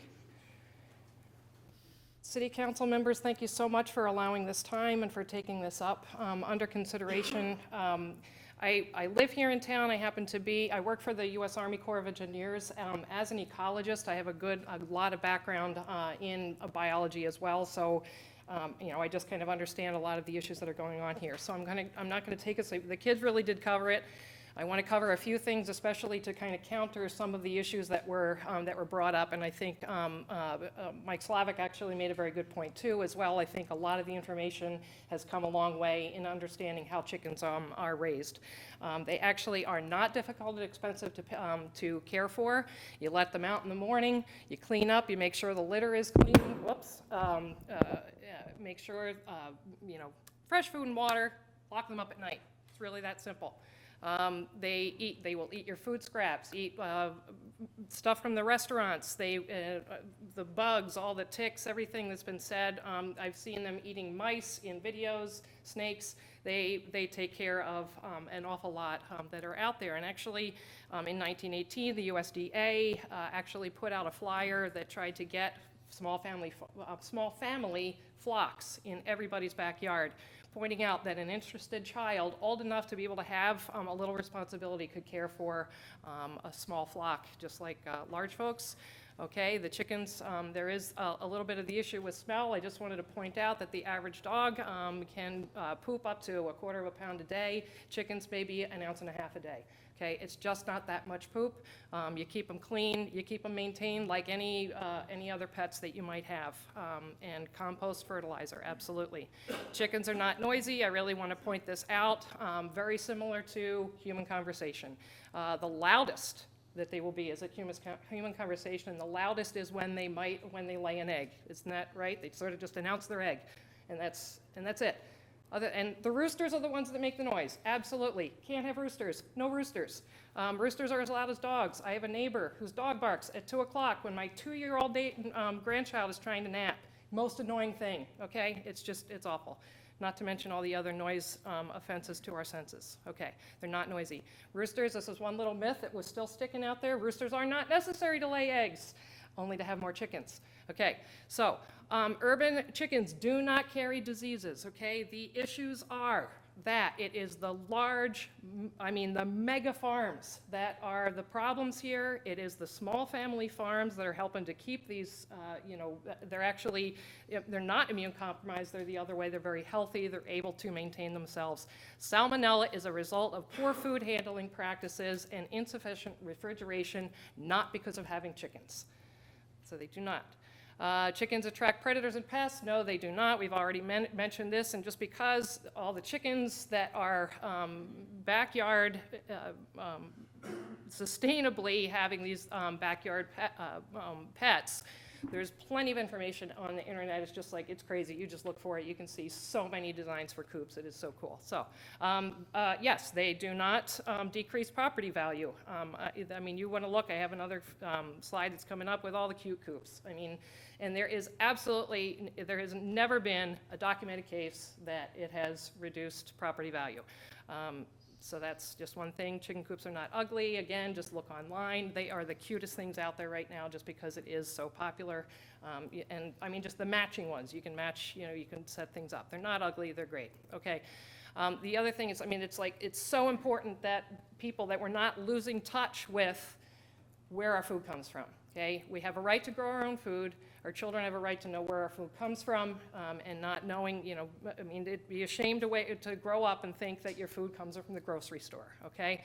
So we have the right to grow our own food and include small chickens when we see that there are really no issues with that. Trying to just keep down, our own healthy food. The point about chickens at backyard chicken eggs are amazing. They're healthy. They're organic. Organic eggs are not cheap, okay? And families need to be feeding we need to be growing our own food. The sharing of the eggs is another wonderful connection to the neighbors. I mean, if the neighbors didn't like it at first, or you thought you didn't want to have neighbors, with chickens, you start giving them eggs that taste this good, it's pretty great. Chickens as pets, I'm not going to go through that one. It was just somebody made the point that they're dogs live on a farm. Are dogs farm animals? No. I mean, you can have pets that are chickens. You can have plenty of different considerations. I would like you, as the city council, folks, on my behalf, to consider for our community respect for our civil liberties. Just have that consideration for all other uses that folks in the town could have. Reasonable permitting procedures, and then certainly enforcement through the code. Chickens, well, I mean, just if you want to think of economics, they minimize the biomass that needs to go to the landfills. I mean, we can start looking at reasons why chickens are actually good for the community. And finally, they absolutely are a partner in our national defense. If there's ever a national emergency, our food system shuts down, grocery stores don't have more than 3 days of food in them. You have chickens in your backyard, you got food for a while, okay? That's something to consider. And actually, it's a very important thing that people are thinking about now. 100 years ago, Uncle Sam said we should be every little backyard, and that's where I got that little statement. An interested child old enough to take responsibility can care for a few fowls as well as a grown person. Everybody can have that. And then, of course, in 1945, same thing. You can raise our own chickens, do your share. So, and we all can be, and it really is coming back to sustainability and being able to grow our own food. So thanks for your time and your consideration, and I look forward to the conversation. Thanks for letting me do this. Thank you very much. Thank you. Do we have anybody else who would like to speak either for or against the proposed amendment to the city ordinances? Anybody else? Anybody else? Okay.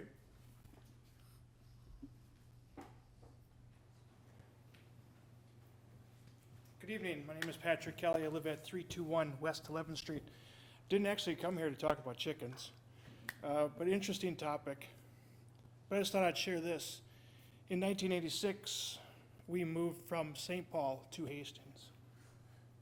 We didn't move to town, we moved to the country because we wanted chickens, we wanted sheep. If we wanted to have farm animals, we went to the country. I don't want chickens next to me. They do smell. Not everyone has pretty chicken coops. You've presented the best. there's the worst. Oddly enough, today, turned down 11th Street off of Pine, a chicken ran out in front of the street, or out in front of the car. We stopped the car, opened the door, so my little guy could see it. Look, son, there's a chicken in Hastings running around loose. So kind of interesting timing, but they really don't belong in Hastings. They don't belong in town. If you want to have farm animals, move out to the country. My great-grandmother lived at 14th and Vermilion. Been coming to Hastings as long as I can remember. My dad grew up on 17th and Vermilion.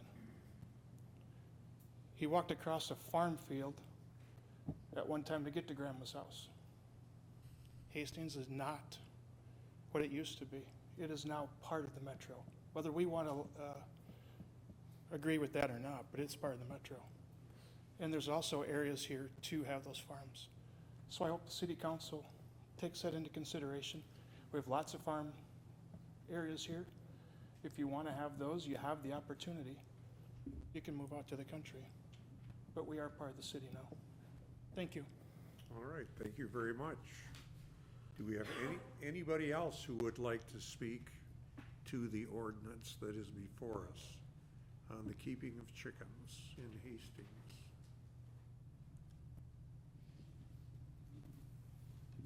Anybody else?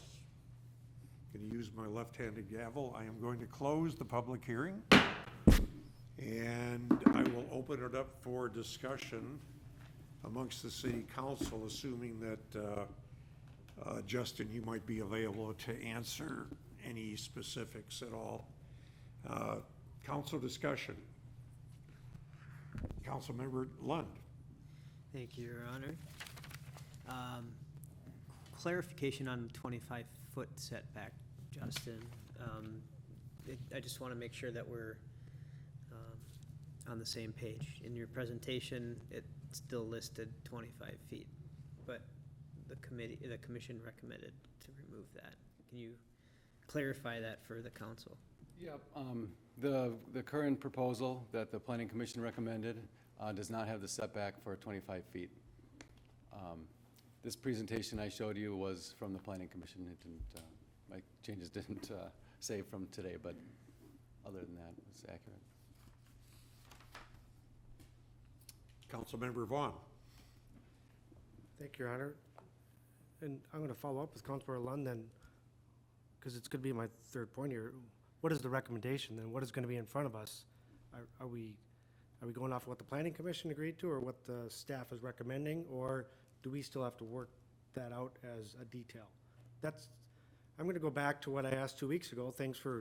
I came up with those three questions, and this was kind of part of it is, I could shoot a lot of holes through this thing here. We still have not got the answers. I appreciate staff doing what I had asked to do. The first one is data. When I asked data, I guess I didn't clarify it enough. I was actually looking for, I got a call from this person on this address. Here's our data.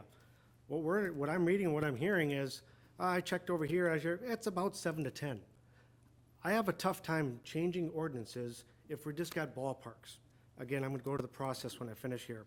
I appreciate the staff reaching out to the realtors. I was just clarifying what one of our planning commissioners asked is, they had stated that it hurts people from moving here because we do not allow it. I appreciate you doing the feedback, and I think we got a little bit of both. I heard one in there saying, I'm not going to buy the house because it had a chicken coop next to it. I don't think that's relevant as we go forward here, but I still have a lot of questions on, my question is this an administrative thing, or is this going to be coming in front of a council? Brian Jones asked it, what are we going to do if we send a notice out, neighbors come, one neighbor says no, one neighbor says yes. We, as a body, then say, ooh, that's a good question. How are we going to make that determination, and what are the criteria for that determination? Currently, if we approve it, they're allowed. So we can tell the neighbor, sorry, why do we even bother to notify them, is what I'm going to get to. To wrap it up, my 2 cents out of this whole concept is, I heard it in the memo, and I read it in the memo, I heard it again today. A few council members got contacted about this. That's how it got to us today. I back us up, and I challenge us as colleagues to watch the process, because we are setting a precedence. If how I would role play that is, I would hear about it in one of our strategic planning saying, I'm getting a lot of calls, so am I. We all agree. We then go tell staff, start collecting the data. We want to watch for 6 months to a year. Let's take the names, addresses to make sure it's legit who they are. And then we're going to bring it to us and we go to the next step saying, okay, if, to get a petition in front of our city, it's got to have, 40-some signatures. We get 7 a year potential phone calls. We don't even know. We assume they are, that's going to trigger us to change an ordinance for the city of Hastings. I envision us getting a document that says, oh, we do have an interest on changing an ordinance. I'm not using it. It could be on height of weeds in town, if all I care. We still then send it through the process to say, all right, now we're going to go look at the what ifs. Who's going to enforce this? That's my number one question, is what happens if it may not happen. I've heard from people, it's no big deal. Wait till that one call comes, then we're going to send out who? Our code enforcement person? We have one. We can't keep up on our dog waste and our weeds around town, let alone put some more on there. So I see us as finance committee, oh, we're asking for more staff. We can't keep up. I'm trying to role play out and try to make you think, watch what we do. We're setting a precedent. I'm still saying, let's track this. Let's give us some good hard data that says this is important to us. Because I didn't hear it in any of our strategic plans in the last 2 years that says we need to review the ordinance of backyard chickens. Thank you. Thank you, council member. Any other comments from any member of the council? Councilmember Fulch. Thank you, Your Honor. Nice points, Councilmember Vaughn. I usually find you are a very rational gentleman. Yes, you are. I think that's interesting that you talk about folks just calling and asking. We recently were having a conversation about the drinking water and the taste of the water, and our public works director was telling us that he had also gotten a number of calls about, the water, folks not being happy about the taste, and he had said that, that they weren't tracking location and all. And so I don't think that it's perhaps practice of the staff, when they get those kinds of calls, to log them and keep an inventory of those kinds of inquiries. And so I'm not sure if that would be a burden on the staff to have to start tracking those kinds of calls that come in. What I wanted to mention was that Hastings has been participating in a statewide program called the Minnesota Green Steps Cities Program. And currently, the city's step 3, if I'm not mistaken. And so the way that works is that there's a whole lot of cities. I can't tell you how many off the top of my head. I'm guessing probably over at least 50 cities in the state that participate in this program. And the reason behind it is how to make your city more sustainable, and having, practicing a variety of issues from water conservation to building efficiencies. And there's one particular silo within the Green Step Cities program for best practices that's called Creating Resilient Economic and Community Development. And the particular issue is local food, strengthening local food production and access. And this is actually one of the best practices that are within that, is creating and assisting and promoting local food production within the city, and facilitating creation of home, community gardens, chickens, beekeeping, things like that. And so these chicken ordinances are actually, best practice that's being recommended statewide. There are a number of cities that are looking at these kinds of various issues and taking them on because they are being, recommended. And the way that cities keep progressing through its steps, you start at level 1, and then you go to level 2, level 3, level 4, level 5, and so level 5 is the tops. And I know that Hastings is working towards, rising to the upper steps of that, and so it would be something that we could be adding, that for staff to be able to, add to that inventory of best practices that our city would be implementing as a part of that. And so, I'm in favor of it. I think that there is a lot of merit to having sustainable food practices, and so. And the thing I really liked about the ordinance was that staff had put in there that there was a 1-year probation, which I thought was great. So that gives, the opportunity to next door neighbors to come back and file a complaint and actually have an opportunity to correct the situation if it gets out of hand. So, so thank you everyone for, especially those of you from 4-H, thank you for coming forward and sharing your experience. That's just awesome. So thank you. Thank you, council member. Any other comments? Council member Liefeld. Thank you, Your Honor. So a lot of wonderful points for, against, the 4-H students. What a wonderful presentation, and I will attest, once you get hooked on a fresh egg, you will never buy a 99-cent egg from a grocery store again. It is, the color is not the same, the taste is not the same. It is I am happy to pay $6 a week for my 2 dozen of farm fresh eggs that I get from a coworker. I've thought long and hard about this as far as talking to some friends. I've received one phone call from someone who unfortunately I wasn't able to get back to, who didn't support it, but didn't give me the reasons why. And I think we are hearing and disproving the reasons why. Tonight, I believe that this does, you know, when we talk about sustainability, there's so many areas I feel that this is important for the community, and even if it's 7 people who want to do it, they get to do it. We may find that others are like, you know, I think you've mentioned in Egan, some neighbors are now doing it, you know, other people do it. It's like, it becomes one of those things that that other people will want to do as well. It's not for the faint of heart. I would never probably be able to raise chickens. I barely like to let my dog out at 6 a.m. I couldn't imagine doing the work, but it's not inexpensive. This isn't one of those things that people are going to go, oh, we're gonna go get 4 chickens tomorrow and we're just gonna do this. It's expensive. We were just told that. $500 on up to even get started. This is for people who are absolutely serious and teaching their children how to, you know, raise their own food and grow their own food, and how to care for, you know, someone other than themselves. So I feel like, to Council Member Vaughn's point, I'm concerned with we're setting a precedence issue, because I'm not seeing that. I mean, I can tout a lot of things. I mean, when I hear, if you get chickens, what are you going to want next?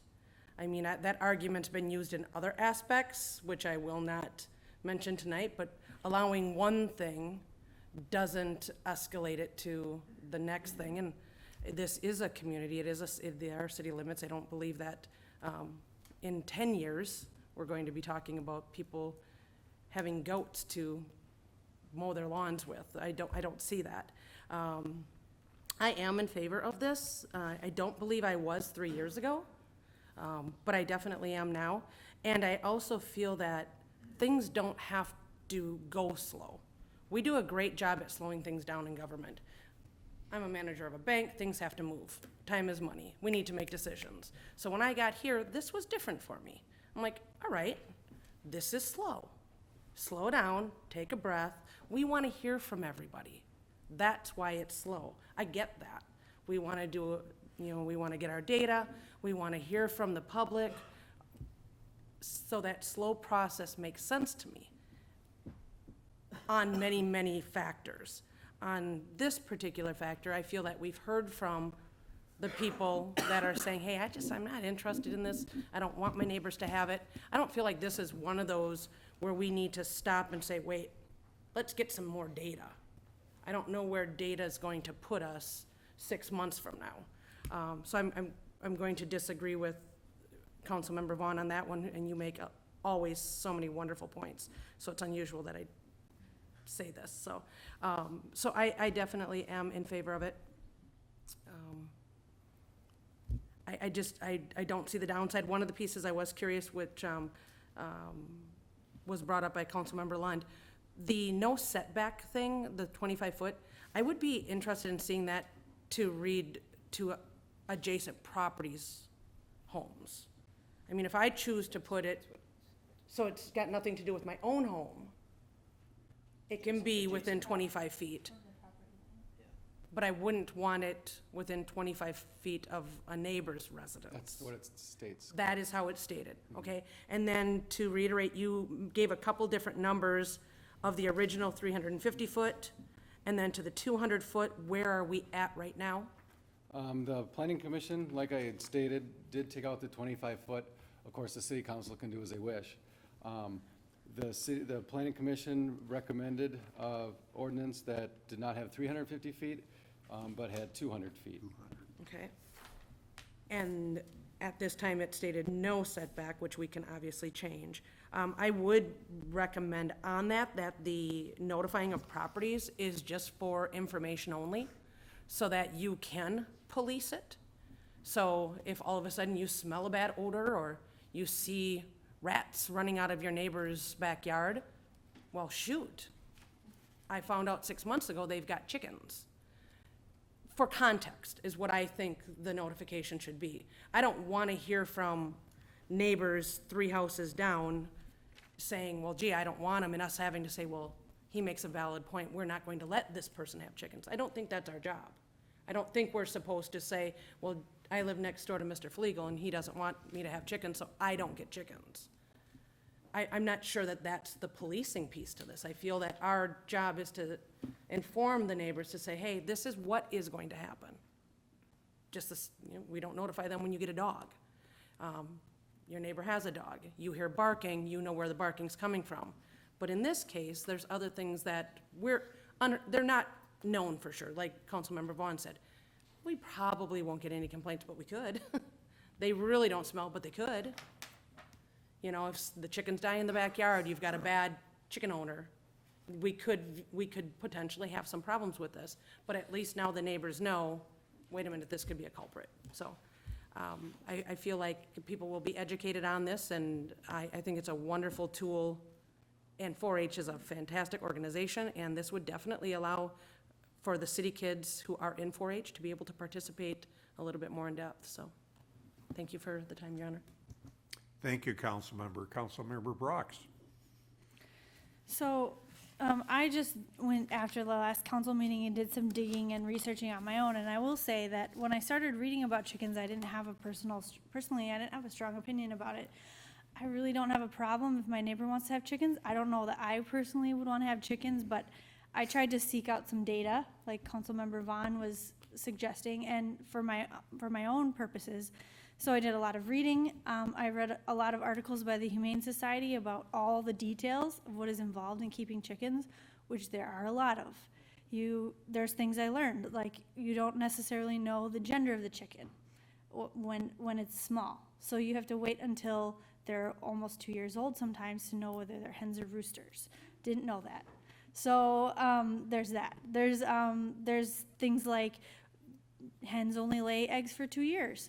So what do you do after that? You have to do something with them. And you have to either get rid of them, or you have to give them to a humane society, you have to butcher them, you have to do something with them after 2 years. I didn't know that before. So there's just a lot of information that I think the average person doesn't have about this subject. So I did some research. One of the things that I thought about was in terms of demand. And I know you said you only had 7 to 10 calls over the year, maybe. But I just took my own Facebook poll on my city council page to see what the level of interest was. And I'm not going to sit here and say that it's a statistically relevant sample or that it's dispositive in any way, shape, or form. But it was just to help inform me of the public interest in this topic. So I put out a poll on my city council page, and it simply said, would you like to have chickens in Hastings 4 roosters or less on a city parcel? Yes or no? And the results were interesting because about 75% of the responders said they would, and 25% of the responders said they wouldn't. Now, I don't know that I can take that sample of data and broaden it out to the rest of the community because I don't know how it sits. But it was interesting. It was a piece of information. I also talked to a friend of mine who lives in Wausau, Wisconsin. It's approximately the same size as Hastings. She is very involved with an ordinance that they drafted in Wausau. She has chickens herself, and she actually, the way you get chickens sometimes is you actually ship them through the mail, which I also didn't know that. She gave me a lot of information about the process that they went through in Wausau. And one of the things that I learned there is also, like, when I think about it, it makes sense to me. People who want to have chickens really want to have chickens. The people who really don't want to have chickens don't want to live next to somebody who has chickens.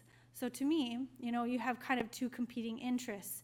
You have the right of somebody to use their property as they see fit and as they want to, which I think part of the reason this ends up being such a big debate is it kind of touches on that fundamental right of using your own property the way you want to use it. Also, with the understanding that you have to hold your neighbor's right of using their property in the way they want to use it in the other hand, so you have, in a sense, two competing interests, where you have to make a decision about whose interests are more important. And I think that's why this always is such a big debate. Now, I would say, I agree with you, Councilmember Vaughn. I don't want to be the court of neighborhood chicken disputes, because I don't think that's a good use of our time. And I don't think that it brings the community together as a unifying thing.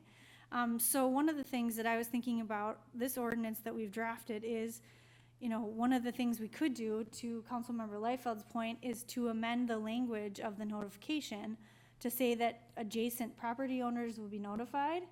And I know I've heard some discussion also about there being basically like a neighborhood meeting or a neighborhood vote or something like that. Those are different options. Those aren't currently in the ordinance, but those are things that we could do. Another thing we could do is require that people that are going to get a permit go to some sort of class or have some sort of educational webinar or an in-person class or something that they do where they can learn about all the ins and outs of chicken keeping, because I think there is a lot to learn.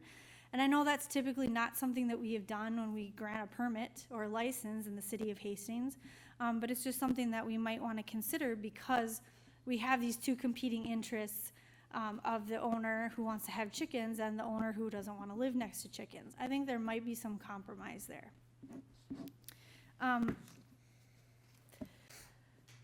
The other thing I just want to say about this issue is the enforcement. And Councilmember Hahn, you brought this up as well. For the sake of argument, if we have 7 to 10 people calling in per year, and let's say we would devote an hour of time to each one of those people, say that each one of those people who calls in actually is a resident who wants chickens. So that would be 7 to 10 people. And if you say that our code enforcement would spend about an hour of time with maybe checking a coop, seeing if the requirements are met, maybe an hour is generous, maybe it wouldn't even take an hour. And even if you want to double that, that's about 14 hours per year of checking in on these people and making sure that they have met the requirements. Now, in addition to that, there could be enforcement related to complaints. So maybe the extra hours would come in if there is a problematic chicken coop owner who has a lot of complaints and there's a lot of time spent going to that residence and checking out that coop. Still, I don't know that even if you want to double that again, it still isn't raised to the level to me of enforcement concern where we would need to hire another staff person. We would need additional resources. I think that could be done within the context of the existing resources that we have. So I hear what you're saying. And like I said, I really did try to approach this issue with an open mind, and just the feedback that I've gotten and the events that I've attended where I've talked about this, it seems to me that the younger you go with the residents, the more interest there is in having chickens, and not necessarily even in my middle-aged category, but even with people that are much younger than me who are interested in this topic.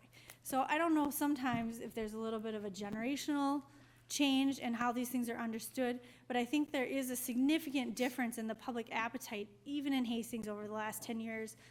The environment has certainly changed, and I think that is what Justin's statistics are meant to show. Not that we must do something because every other community has done it, but that the changes, that people want to do this, other communities are doing it because their constituents are asking them to, and we're just really kind of at the end of the ball game looking at it for the first time. So it's not revolutionary, and we're not doing it because other people do it, but I think it is worth considering that this is something that has grown in popularity, that technology has changed, the desires of the public has changed, and I think those are good reasons to reconsider and to support something. And I don't want to blow it up and make it too important and that we need to spend too much time talking about it. I think that it could be one of the things that we do, and then we wait and see how it goes, and we check back in a year later and say, how has this gone? Do we need to make any changes? We could also do that as well. So rather than tabling it or gathering additional data, I guess my proposal would be that we do approve the ordinance and we accept the ordinance as written, and then we also say, but we want to see how it goes, and a year from now, let's come back and talk about it if it seems problematic, if there's been a huge increase in the enforcement time required, if we have complaints coming from neighbors and we have neighborhood wars over it, that is certainly something we need to talk about. And I know it's hard to roll something back once you've rolled it out, but I think that for me, I support it. And even though a lot of my colleagues who sat on this council 10 years ago have told me how they don't support it, I've had to explain to them that things have changed, and I think there is a change in the culture and the community, and that we have to change to move forward with it. Thank you, Councilmember. Councilmember Lund. Thank you, Your Honor. I have a question for Councilmember Vaughn. It seemed like maybe an hour ago you had a chance to talk, so I forget exactly what you said. Now, are you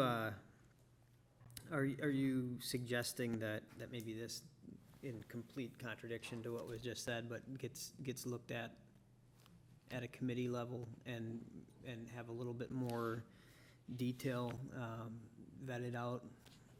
Or what was the kind of the overlying intent there?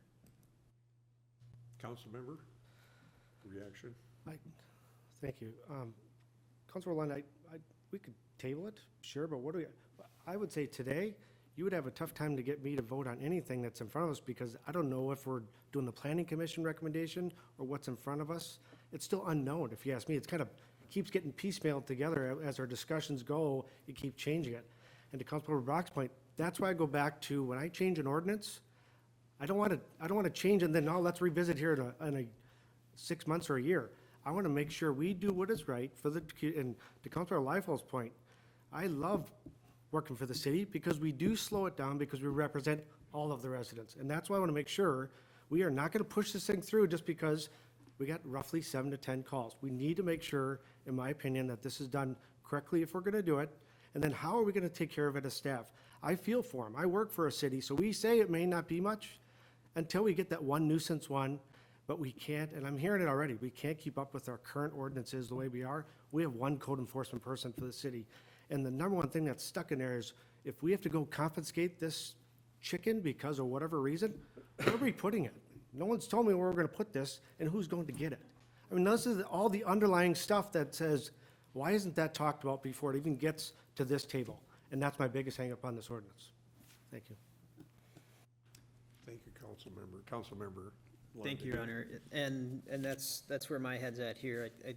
I understand that sometimes it can be a good practice to just not over policy or over ordinance and ordinance, I guess, and worry about the worst case scenarios and all of that, and with foresight, but rather react later with what you know. But at the same time, I feel like this just isn't quite defined enough,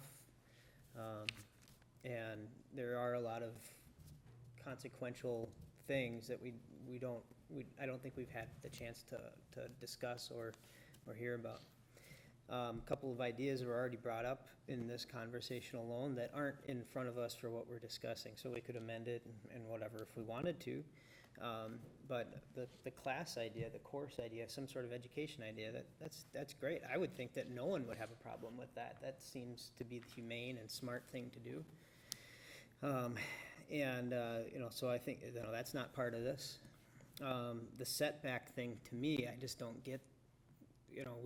Was it 5 feet for a shed or something like that from the property line? So we're saying that my kid's swing set could be next to the chicken coop, and then there's only handful of feet away from each other. I get why they removed it, because some properties have some challenging geometry and whatnot, but I'm not saying it's 25 feet, but it's got to be feet of some sort, I think, and I don't know if I'm willing to decide that right now without thinking it through and really looking at what that looks like. Something interesting when I was doing research and digging into just kind of what do some of the cities do? What do some of their ordinances actually look like?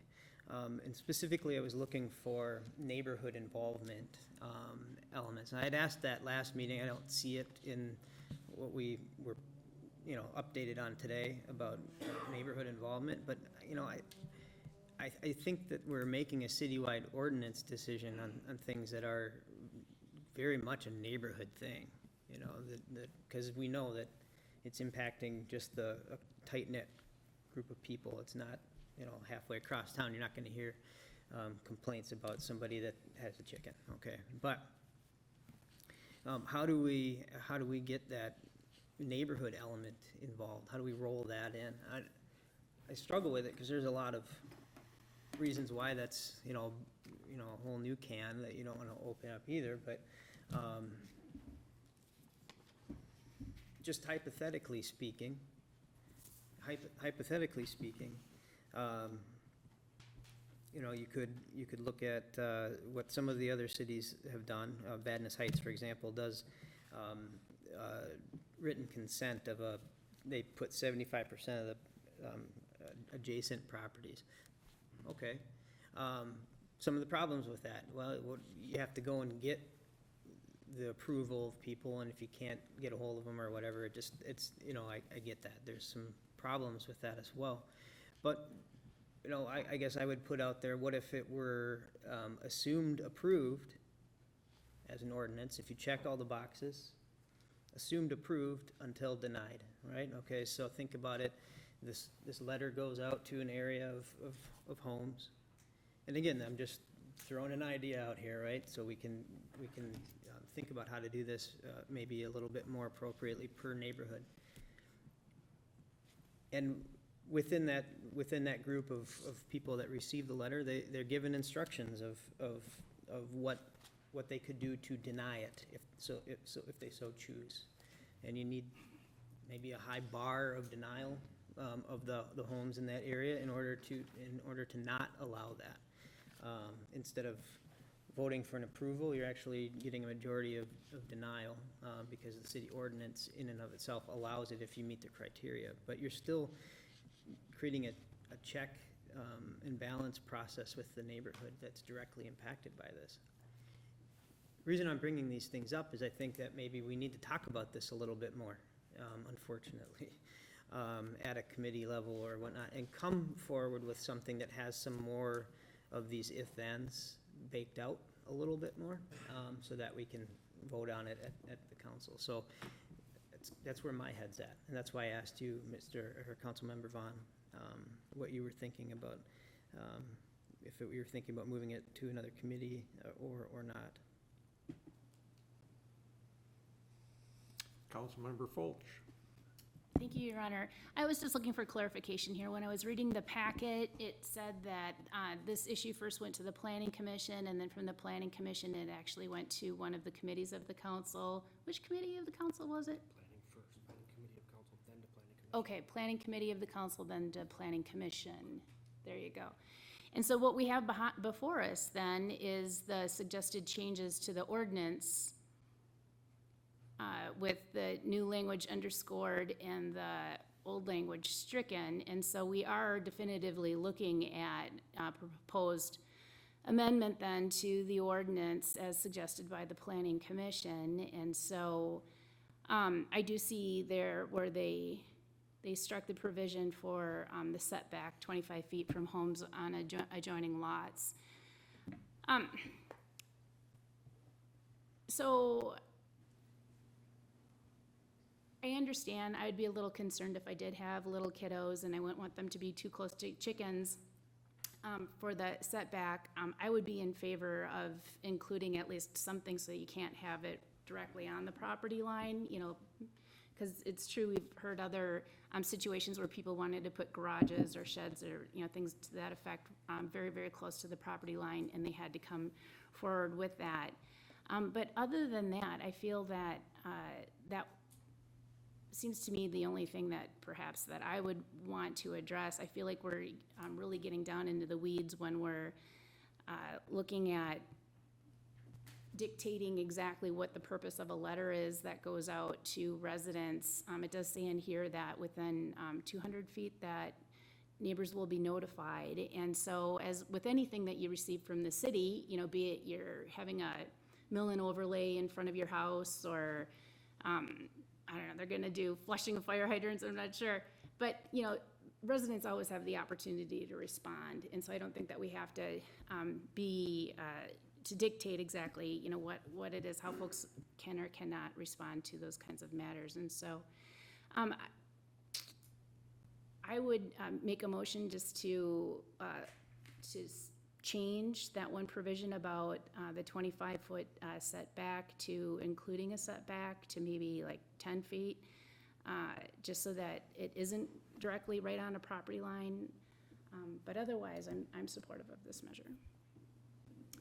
Thank you, Councilmember. Councilmember Liefeld.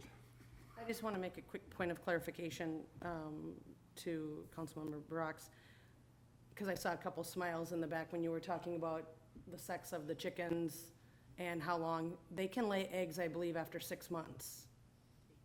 6. Am I correct, Young? Your Honor, do we have a motion on the floor? We have a motion on the floor, Your Honor. Do we have a second? No. We have no second. Point of clarification, we do have a motion on the floor. And I was just suggesting we're still like a 10-foot setback, just so that there was. So that wasn't an actual So- motion? Wasn't we an don't actual have a motion? It wasn't an actual motion, yeah, Yeah. it was just for. Yeah, consider my something. understanding was, if you were gonna do it, you would suggest, so we don't have the motion yet. Councilmember Liefeld. So just to clarify, so my friend Phil and Karen just got chicks in the mail the other day. And they're taking great care of them under lights and such. And if I remember him saying right, I think they're called pullets. Juvenile hens are called pullets, if I'm pronouncing it right. And after 6 months, they can lay eggs. Eggs vary throughout the year. Lots of different things affect their production of eggs. Weather can do it. I think even chicken stress can do it. But I also, and correct me if I'm wrong, I understand that they can lay eggs for like 5 to 7 years. And that those eggs start to decrease as they get older, but a hen can reasonably be egg producing for 5 to 7 years. So just a clarification for people listening to that, it's not like you gotta wait 2 years, it's not a big investment that way, and then you're done after another year or something like that. So I'll just a point of clarification. But I would like to then make a motion to approve the presented ordinance by, that we have been given, with the addition of, I would want to put in a 15-foot setback to adjacent properties, as well as that in 6 months, we look at all collected data and review the procedures to see how we're moving along. We have a motion. Is there a second? Is there a second? Councilmember Fulch? Your Honor, thank you. I'm about to second that. I just wanted to clarify on Councilmember Liefeld, when you say 6 months, do you mean that there's the 12-month probationary period, or? That stays the same. Thank you for asking that. That would stay the same. The 12-month probationary period is for the owner, but I'm saying as a council, because then to Councilmember Vaughn's point, we'll have data in 6 months. As if people are complaining, if there are concerns or issues, we will have data brought forward to us by that point. So we could, I believe, to Councilmember Brock's point, is that we just look at that data and see if we need to fine tune anything. Yes, so then I'll second that. Thank you for the clarification, Councilmember Liefeld. Okay, thank you. Councilmember Vaughn? Discussion time? Yes. It goes back to my final thought. I'm just repeating myself. We're making it up as we go here. We can't, it goes back to, if we want to change an ordinance, a policy is different. When we get to change an ordinance, it affects all residents of the city. We can't say 10 feet, 15 feet. We got to do our reason why it's 15, why would it come up 15 feet? It's arbitrary.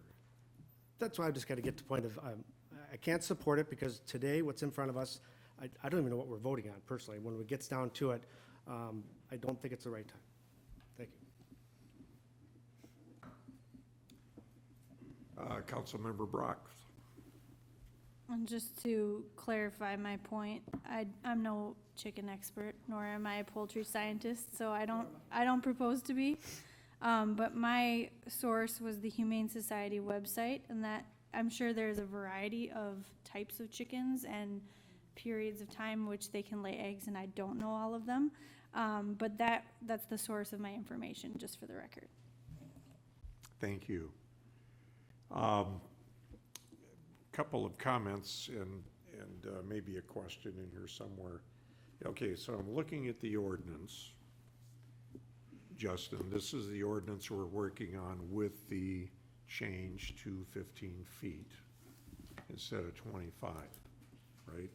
Okay, we have a motion and a second. That was from 0, not from 25. Oh, I'm sorry, from 0. All right, you got, okay, thank you, Erica. I've got a problem, I guess, with the notification. I'm looking through this ordinance and pretty much the same kind of requirements that you would have if you were going to go and purchase a dog. You're going to clean up after it, you're going to keep its food, in an appropriate place, blah, blah, blah, blah, blah, so forth. We don't have to notify our neighbors within 200 feet.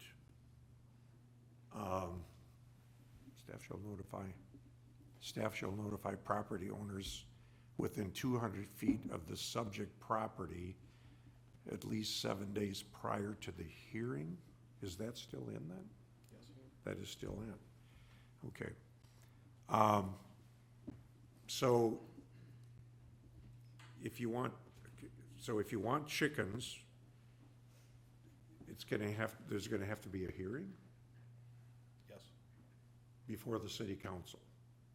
So every person that wants to have 4 hens is going to have to come before us. And we will have to, or not we, but the staff will notify property owners within 200 feet of the subject property within 7 days. I guess I have a problem with that because, like I say, these are pets. It's kind of the same thing if you were going to go out and buy a dog or 2. You can have up to 3, I think, in town. Yeah, you can have 3, but you can have 4 chickens. So I don't agree with the notification process. And I don't agree with having to come before the city council and have a public hearing on the matter. Our staff is perfectly qualified to handle the paperwork and so forth. And I've always thought that as a city council, we deal with policy. And if we vote to approve this, we now have a policy that is an ordinance. So why do we need to have a public hearing if somebody wants to have, 4 hens in their yard? And, I just have a problem with that. I'm kind of repeating myself. So I don't think we have to notify anybody, and I don't think we have to have a public hearing in order to get that approved. I have to agree with Councilmember Vaughn on the enforcement end of things, and this kind of brings up the revenue end of things. For all the years I've been on the council, it's code enforcement. That's what I get in terms of the majority of contacting from constituents is, my neighbor's grass is too tall. Got a pile of debris in the backyard. He's got, code enforcement, and we do have a code enforcement officer, and that code enforcement officer is very busy. And now we are adding more things for the code enforcement officer to do. I don't know if it involves I don't know if building inspection should do this versus the code enforcement officer. And again, maybe this is an administrative thing that the city staff can do, as opposed to, us saying who we want to go over there and look and see if the food is properly contained for the chickens. I also want things like this to be revenue neutral. The fee is $100. Is that?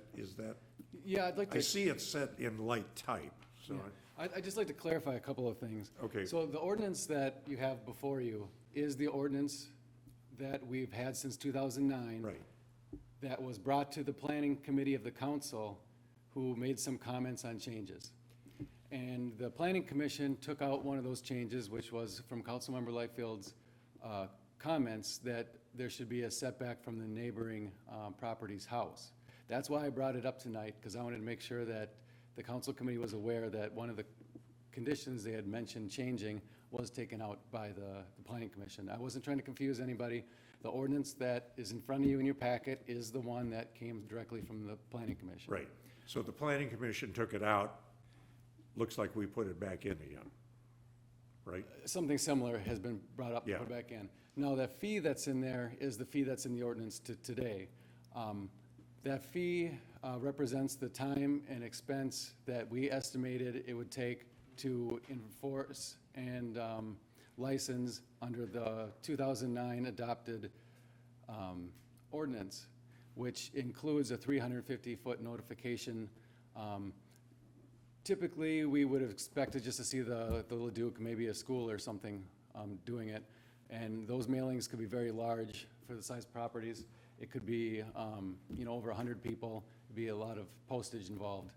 If our notification was 200 feet, it would be, just in postage, would be nearly half. Neighbors would be, nothing.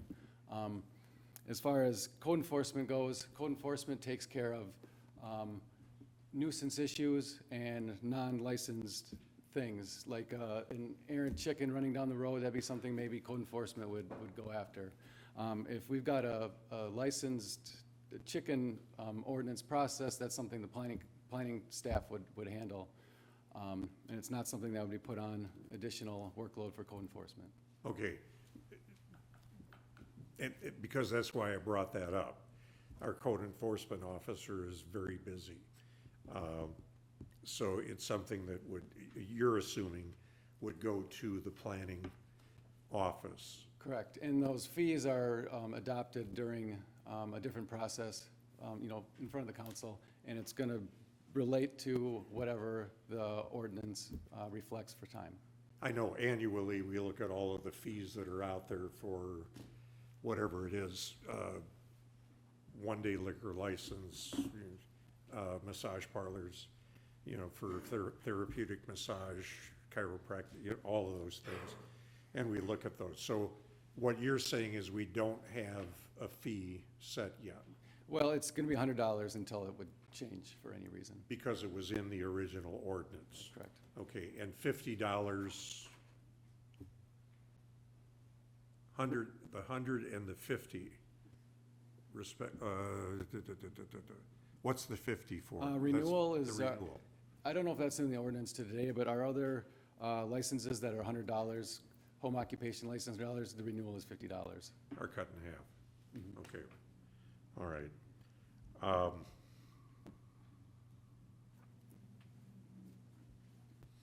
All right, I'll let it sit at that for myself. We have a motion and a second before us.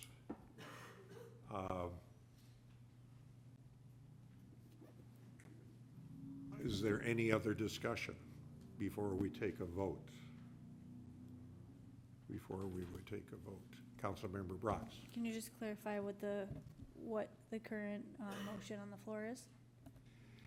The motion is the ordinance that was sent to us by the Planning Commission with 15-foot setback, with amended 15-foot setback. with the amended 15-foot setback. And collect and review in 6 months. 6 months, right? Okay.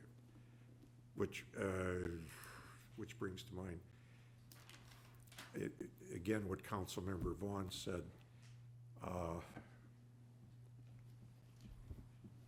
I guess I find the 15-foot thing arbitrary.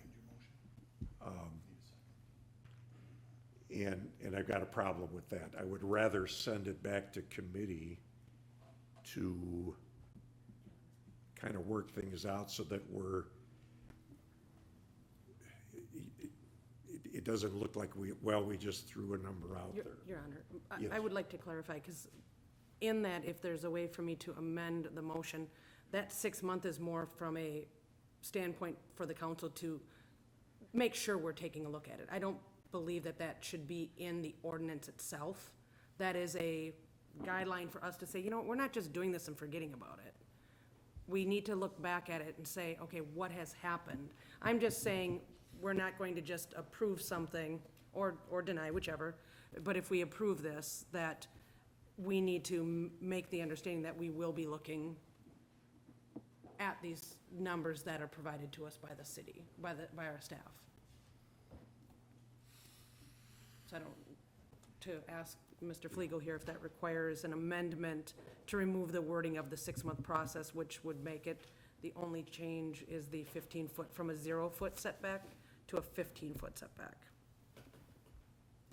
Your Honor, because that was part of the original motion, I would say it would require a motion to amend that would require a second, and then a vote on that to decide if that amendment is effective or not, and then you would be back to the main motion as amended after that.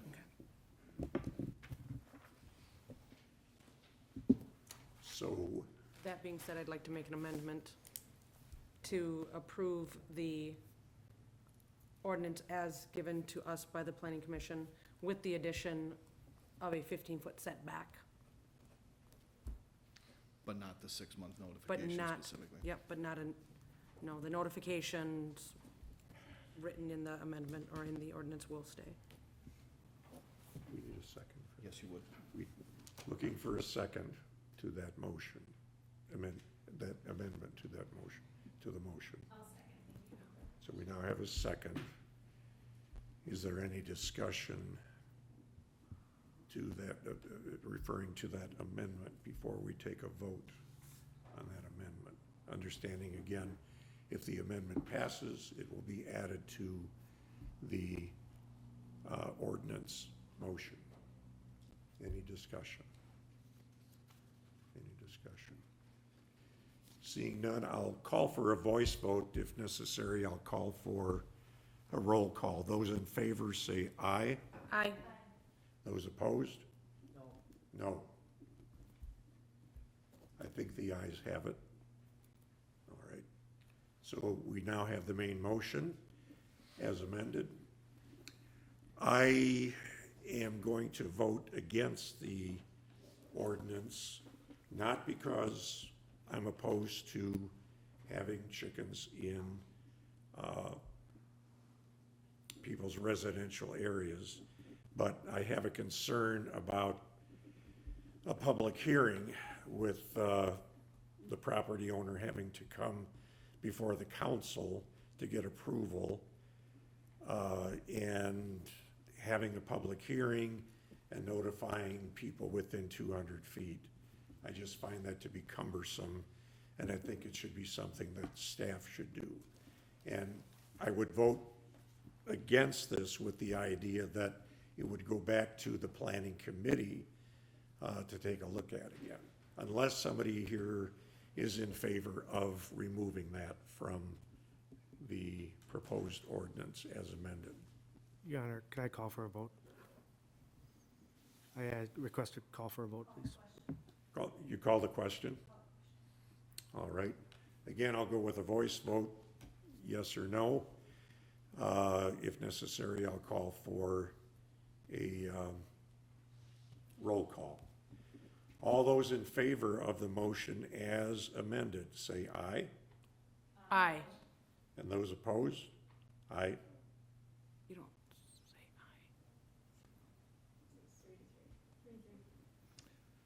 aye. Tie vote doesn't pass. Okay. So it is The motion fails. defeated due to a tie vote.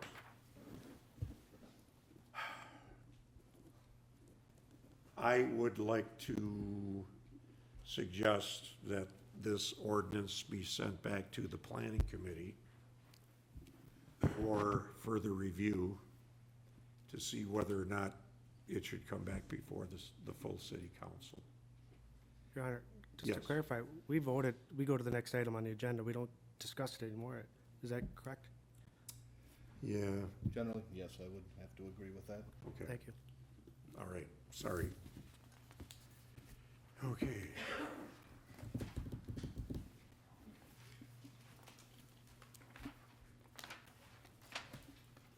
Okay, next item on the agenda is a public hearing for the purpose of rezoning property from C3 to C2, specifically for a business called Deals with Wheels at 2128 Vermillion Street. We will have a public hearing, but first, we'll see if Justin would like to offer any comments regarding the proposed public hearing. Yes, thank you. The applicant is requesting to rezone the property from C3 Community Regional Commerce to C2 Highway Auto Specialized Commerce and asking for a special use permit for automotive sales. This half-acre parcel was the former Auto Stop gas station and convenience store that closed several years ago. The site has been for sale for some time. Staff has been informed that there are some use restrictions on the property that limit use of the property as a gas station, convenience store, auto parts sales, and automotive business repair. The applicants operate a business in Inver Grove Heights called Deals with Wheels. They'd like to have a smaller satellite location in Hastings to serve a wider area. No vehicle service would be located at the site. Site improvements include remodeling of the building, new sign, restriping the parking lot, and landscaping. The property is currently zoned C3, which allows all retail services and retail sales, office, residential above the first floor, lodging, entertainment, amusement clubs, parking lots by right. It also allows car washes, auto repair, animal clinics, towers, and brew pubs by special use permit. C2, but it does not allow auto sales, of course, which is why we're here. The C2 district allows auto sales by special use permit, but it also allows by right restaurants, gas stations, auto repair, car washes, hotel, and similar.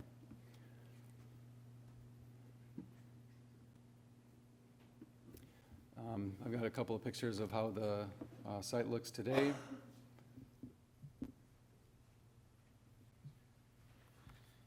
This is a zoning map of the area. The Southern Vermillion Street corridor has a mix of C3, C2, and C4 zoning. They have uses that are very similar intensities allowed. They allow retail commerce, include uses with similar impact to traffic, noise, customers, hours of operation because of these similarities. Rezoning individual parcels of those same varieties would not constitute spot zoning according to state case law or League of Minnesota city best practices. All of the surrounding commercial uses are C3, but are close to C2 zoning districts. There's only 8 C2 zoning districts in the city of Hastings. In 2017, the council rezoned the former Knights of Columbus from C2 to C4 to allow for a funeral home and crematory. The 3 existing auto sales businesses in town were rezoned and received special use permits for auto sales in 1980, 1987, and 1992. To staff's knowledge, those properties have never generated any complaints, nor been mentioned in the corridor plan needing any active reuse planning. And during the public input period, during the comprehensive plan or the corridor study, those sites were not listed as issues as entrances to the Hastings through the Vermillion Street corridor.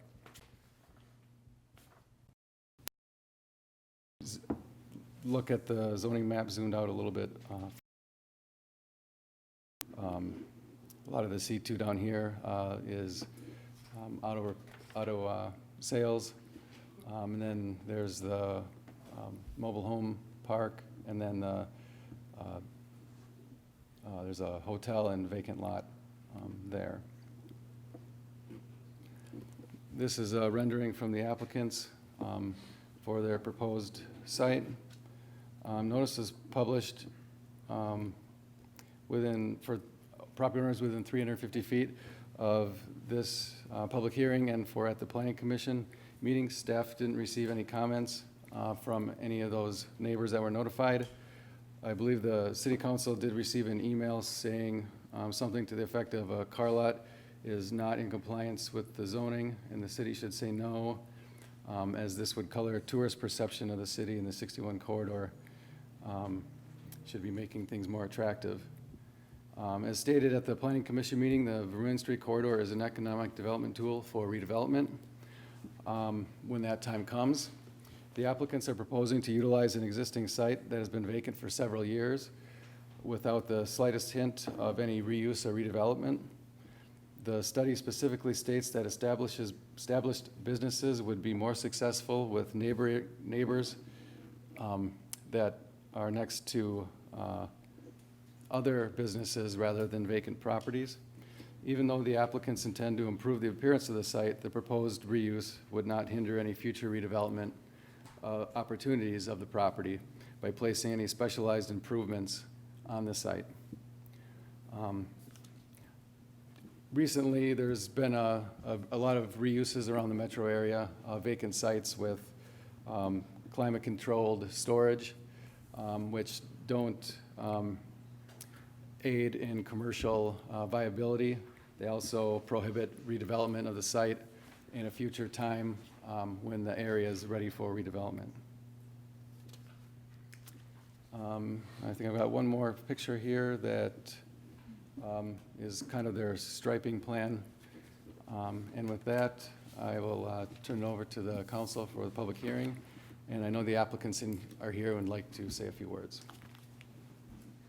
All right, thank you, Justin. And with that, I will, excuse me. One quick thing here, just want city attorney to address the voting situation here, a little bit unusual. Yeah.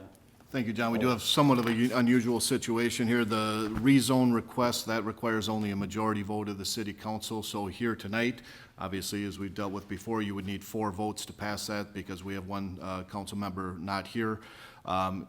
For the special use permit, that requires 6 out of 7 votes, and that stays the same with a council member missing. So you would effectively have to have a unanimous vote by those present here today to pass the special use permit. So you could conceivably run into a situation where the rezoning is passed, but if you don't get unanimous approval for the special use permit, that wouldn't pass. I'll also point out that if a member intends to vote in opposition on the special use permit, that would effectively be in denial of the request. So the 60-day rule requires that an applicant for a land use request be told why the application was denied. So if there's the intent to vote against the special use permit, any one vote could effectively prevent that from passing. We would ask that that council member or members state on the record the reasons for the denial, and those would be communicated in writing to the applicant afterwards. We thought about could we take these two things in a different order, but because automotive sales is not allowed in the current zoning district, we effectively have to deal with the rezoning request first and then the special use application after that. So it's just kind of the process that I think we have to deal with. But I can stand for any procedural questions there, but again, You would need 4 votes from the current sitting council tonight. On the rezone, you would need 6 votes to pass this special use permit application request. All clear? Very good.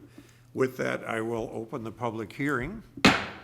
And if there is anybody who would like to speak for or against the rezoning issue, please come forward, state your name and your address. Thank you very much. Thank you. You need to state your name. I'm Douglas Balsamo. I'm from Lakeville. I'm Matthew Balsamo from South St. Paul. Jessica Balsamo from Lakeville. First, I want to say good evening. Thanks for having us. I would like to say thank you for taking the time to seeing us this evening. My name, we already just said our names. I am a current partner with operations with Deals with Wheels, spouse to Douglas Balsamo, and sister-in-law to Matthew Balsamo. You all have received a copy of what I would like to present with you tonight. What you can expect from me this evening is that I would like to go over this information with you. The first part of it, I will be explaining and outlining who we are as an organization and some of the achievements we have already made within our community and the company that we reside in now, just to kind of give you a clearer picture of what we're all about. The next and last section I would like to address what that will look like for businesses in your community in the city of Hastings, if you so graciously decide to welcome us to your community. Then lastly, we would like to highlight and address any concerns that you may have brought to our attention. So if you want to go to the first part, our core value and mission.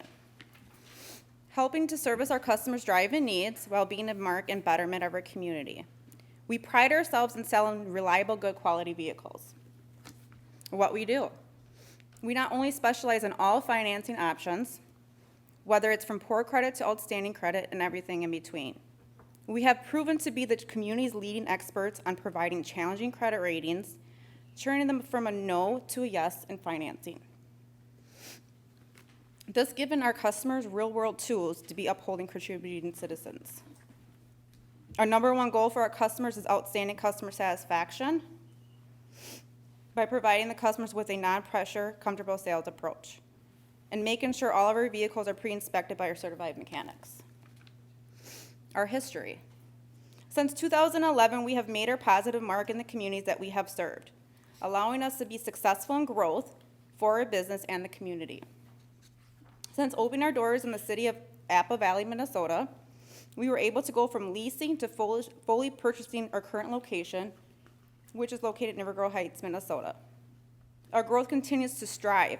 This is due to the success and knowledge our team continues to deliver within this industry. Acknowledging, though, that the route to success does not come unless our community prospers first. Since March of 2016, we have grown over $3.6 million in gross revenue per year.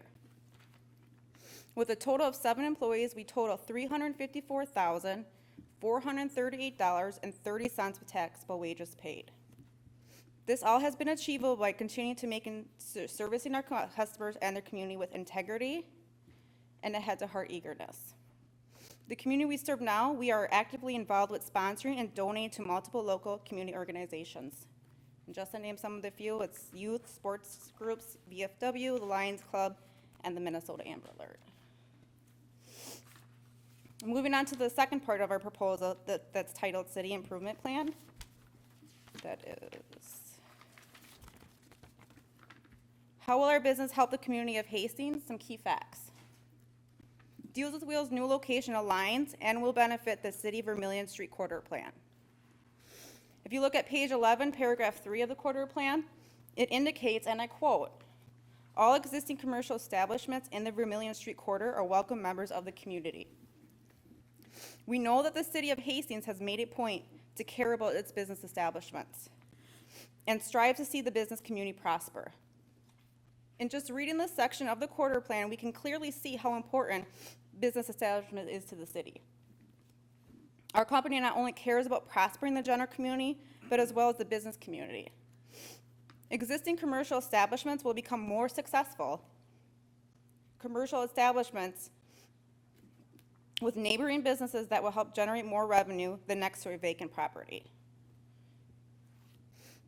Having a vacant property will only cause a negative effect on the existing businesses, leaving the property site as its current clauses, only is making this property struggle finding credible long existing business in the area. Most business entities do not have such a strong advantage to help their neighboring businesses to generate more revenue other than from their customers. As operating as a used auto sales business, it positions us to be a stronger contender to help our fellow businesses prosper, creating a win-win not for only our fellow business community, but as well for providing the community with affordable used vehicles that may not be available at the Motor and Brick franchises. Our business success will be dependent on the existing businesses in order to operate as an auto sales lot. How will revenue be generated for these existing businesses? Just to name some of the few. When we purchase gift cards that will give out to our customers for customer appreciation and other promotions. It's typically about $600 per month. This could also include neighboring gas stations, restaurants, and etc. Two, we increase revenue to our local repair shops for quick repairs that our Inver Grove Height location would not be able to accommodate. We increase revenue to local detailing businesses. We provide about 6 to 10 vehicles per week. That's typically $100 per vehicle, which is an extra $1,000 extra per week just in revenue to other detailing businesses. Another example that we use and utilize is auto glass companies for windshields. Typically about 5 to 10 windshields a month. So moving on to the quarter plan. Of page 20 paragraph that's titled Development Characteristic Built Form. I quote, consider a flex space and a wide range of uses are appropriate. While our business will not be changing the infrastructure of the current building, we will not be a new storefront, but a new business on existing property, which will still align with a flex space as it currently is designed and approved to do so. Then if we look at, I quote, wide ranges of uses are appropriate, this does not discredit to operate as an auto sales entity. Then we had noticed in the quarter study of some issues with the transportation portion of the study, and it indicates, I quote, a roadway characteristic is designed to accommodate high volumes of traffic and discourage turning onto properties along the corridor. The solution, if this is a causing factor, if the city is not opposed to us removing the curb cut on 61, which would only allow entryway on the West 23rd Street. If this is a causing factor and does not currently align with the quarter plan. We believe that this would be appeasing to the new quarter study and help the flow of traffic on 61, which would provide a safer entrance. There were some questionable misconceptions that we would like to shed some light on actual facts versus false claims for potential concerns for operating as a used auto sales in the community. Our average year of vehicles is in the 2012 range and up. So any concerns for creating a negative curbside that is not appeasing by the eye with old rundown vehicles is not a realistic factor. All landscaping will be renovated and updated as well as the building remodeling itself, as presented in the pictures we presented. The new landscaping will also add to the curbside appeal and will also be more pleasing to the eye. We want to let you know that we do take the community's concerns with great consideration and only hope to find solutions so that the community as a whole can prosper. Deals with Wheels knows and understands without the support of a healthy growing community, our cause and mission ceases to exist. Deals with Wheels would be honored and also contributing our positive, reputable contributions to the city of Hastings, Minnesota. Once again, I thank you for your consideration. Thank you. All right, thank you very much.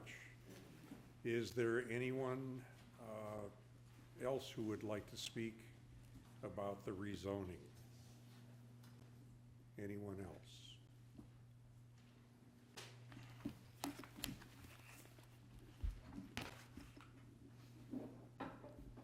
Seeing that there is none, I will close the public hearing.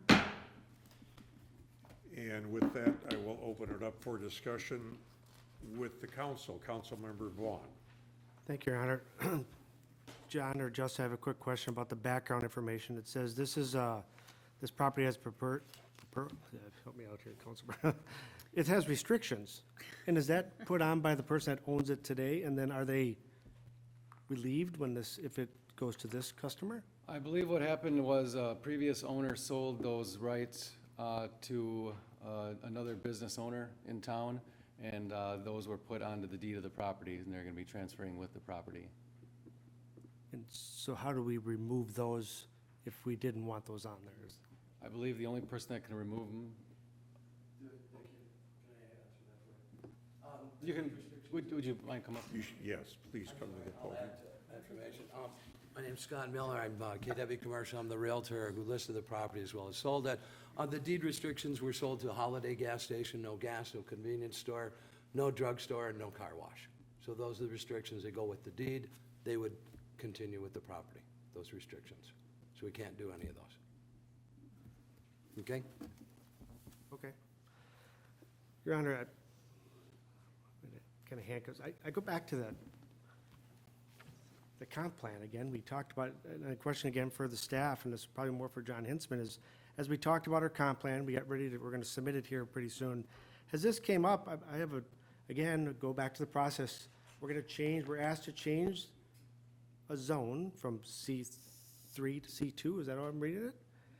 And if so, I'm hearing from staff that we're out of those other ones. We've used them all up.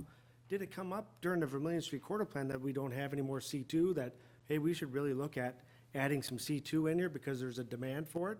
Or is it because we have a client in front of us or a potential person that says, hey, I really want to be on that corridor, but there's no property left, so can you rezone this one? Or I guess I get kind of caught up with if the, I go back to when I was on the planning commission. We had a Vermilion Street corridor plan. We had it for 10 years, and we always deviated from it. We always were like, oh, let's stick with it. Next, you know, we're voting a different way because someone says this is going to be great. We did it again. We had a lot of resident input. We put a lot of time into the Vermilion Street corridor plan. We have this vision, but we're right back to it again. We're asked to change the zoning of a piece of property that is not what we currently have. I get hung up on that a little bit, saying, well, why are we doing this? Then why do we spend the time or money on any kind of plan if we're always going to go to the market, which I'm okay with? The market is saying, hey, we would like to put something in your community. You just don't have the place for us. So we want this place, we want you to change it. It just seems like we're always reacting to this, so that's my concern. The comprehensive plan guides this property as commercial. Commercial, just commercial, okay? And then the zoning is then C3 and C2. Yep, there's 3 commercial zoning districts in the city, and they're very similar. Big difference is C2 is more geared towards the southern end of 61, higher volume, parking lot type settings. Auto specialized, you're gonna have bigger parking lots, things of that nature, like the car dealerships that are out there, those types of uses. The C3 is more for smaller sites, maybe some mixed-use sites like downtown where you have residential mixed in with them. And then C4 is for more like shopping center type areas, like on Highway 55. Then just to, Your Honor, just to clarify then, on the Vermilion Street corridor plan, when we put that together, this was labeled as, we're into the C2, C3. Actually, council member, we didn't get into the specificity of different zones or really uses within the Vermilion Street plan. What we were looking at was redevelopment opportunities. We used some generalized land use classifications, commercial, not really looking at zoning districts, okay, or a mix of residential and areas in determining what we wanted in the future. That plan was primarily designated for redevelopment or new construction of buildings. It didn't contemplate the use of existing structures. Good info, thank you. Anyone else on the council like to speak? Yes, Councilmember Fulch. Thank you, Your Honor. Justin, I had a question. Thank you for your presentation. That was very helpful. I was wondering, they were suggesting if they took the property, they are asking to remove the curve cut curb cut there, that entrance directly from Highway 61, which I think is a good idea. It's hard. It's almost impossible to take a left turn right there, especially during rush hour traffic. So I'm for that. But I was wondering, what would that entail from the city to be able to do that? Would the city have to go in there and then rebuild a curb for the property, and how would that work? They would have to hire somebody that would get a permit from the Department of Transportation to do the work in that right of way. So it'd be restored to look like the rest of the sidewalk area Yep, there they've then? got strict requirements on the type of construction that would have to be done, and they would do inspections while the contractor is doing the work. Okay. And then my second question was in regards to the fencing. It's hard to tell from the depiction there what exactly is being proposed as to the height and what's the material that's being proposed to be used for that. I'm just sensitive because, you know, this really is the entrance into the city right here. I mean, we're proud to have, you know, the Applebee's and the O'Reilly's across the way, just like upgraded their parking lot. It looks nice and clean. And then we have, I always want to say Margaritaville, and I always get that wrong. Las Margaritas, yeah. I know my kids are like, oh. So this is, you know, on a weekend evening, this is really a highly congested area, and just to be respectful of the other restaurants. So I'd like to know a little bit more about what is being proposed there in regards to the fencing. Yes, please. So basically, we wanted to kind of separate the back property where the residential is. We're open to anything with the side with Las Margaritas. We could have it open. There could be fence in there. Our biggest thing was the back end. So the back property would kind of separate everything. That's what we were hoping on. Okay, and did this go before the planning commission to look at the fencing there quite yet, Justin? The planning commission did review this, like was before you tonight. It's about the rezoning and the special use permit. It's not reviewed for site plan specific requirements because they're just reusing an existing site. But with that, we can add conditions on the special use permit that help the use fit better in the area. If, like, the council could add a requirement that you do have a fence between the residential area and the use. We've done that when special use permits come in for a car wash or auto repair. You know, this is nothing new that the neighborhood has. You know, less traffic, less hours of operation. It's just gonna be cars there. But again, we can specify conditions, but we don't need to. Okay, but so this will go, the site plan then, if we approve this, will go to the planning commission for review? No, there's no site plan since the site's already designed. Oh, I see. They're just making some improvements that anyone can make with a fence permit or a DOT permit for a driveway. And then, you know, remodeling with the building permit. They're not building a new building, they're not building a new parking lot, things like that. That's what's reviewed during site plan. But with what's in front of you right now, if you feel that anything they're proposing is gonna negatively impact the area, you can add a condition that it's changed, their proposal, because it's a special use permit. Okay. John, quick question. Have the gas tanks been removed from the property? Yes, I believe the gas tanks have been removed from the property. I'll confirm that with the owners, yeah. Okay. Okay. Any other? Yes, But- Councilmember Liefeld. Thank you, Your Honor. Couple questions. First, if they were to remove the curb cutout, I guess let's back up 1 second. How many spots? I'm seeing 13. I'm envisioning it's a pretty rendering to me. It's got beautiful tar and lines. Will there be cars parked like that? I'm kind of seeing a shop on Concord that I bought a car from years ago, and I'm kind of seeing cars kind of everywhere they can fit. And that concerns me. This this, please, thank you. I know by the city code, see the X's along the building? That would be customer parking. And then the plan would be for the front along the boulevard would be a row of cars with another row of cars right behind them. And then we would have cars on the side and on the side. So is it fair to say that on average, you're going to have about 19 to 20 cars for sale in the lot? Yes. At a time, not 30? Yes. Now, if we remove that curb cut there and fill that in, it will open more available space, but we still want to make sure customers can pull in to the customer parking. There's plenty of room. We do have another location that holds like 75 vehicles, so. Thank you, and that brings me to my next question. Okay. So since you have a bigger location in Inver Grove Heights? Yes. Okay, and they do your repairs and that sort of thing, you've got a Yes. shop there? Yes. So when you talk about increased revenue to local repair shops here in Hastings, Yeah. you mentioned that Inver Grove Heights wouldn't be able to accommodate, because you're not going to have an auto repair shop in this facility. Yes. I mean, is it realistic then that Well, that revenue will be coming into town as far as repairing of windows and other auto repairs? Well, we sub out like the windshields and stuff like that already. We don't fix our own windshields, but like the repairs, typically we'll purchase cars at auction. We'll bring them through Inver Grove, recondition them there, bring them out to Hastings as soon as possible. But there still is lots of repairs after that.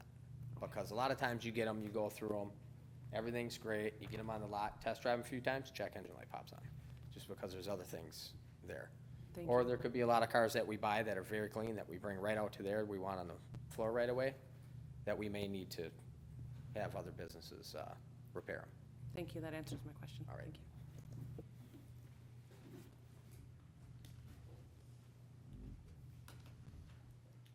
Any other questions or comments from the council? Councilmember Fulch.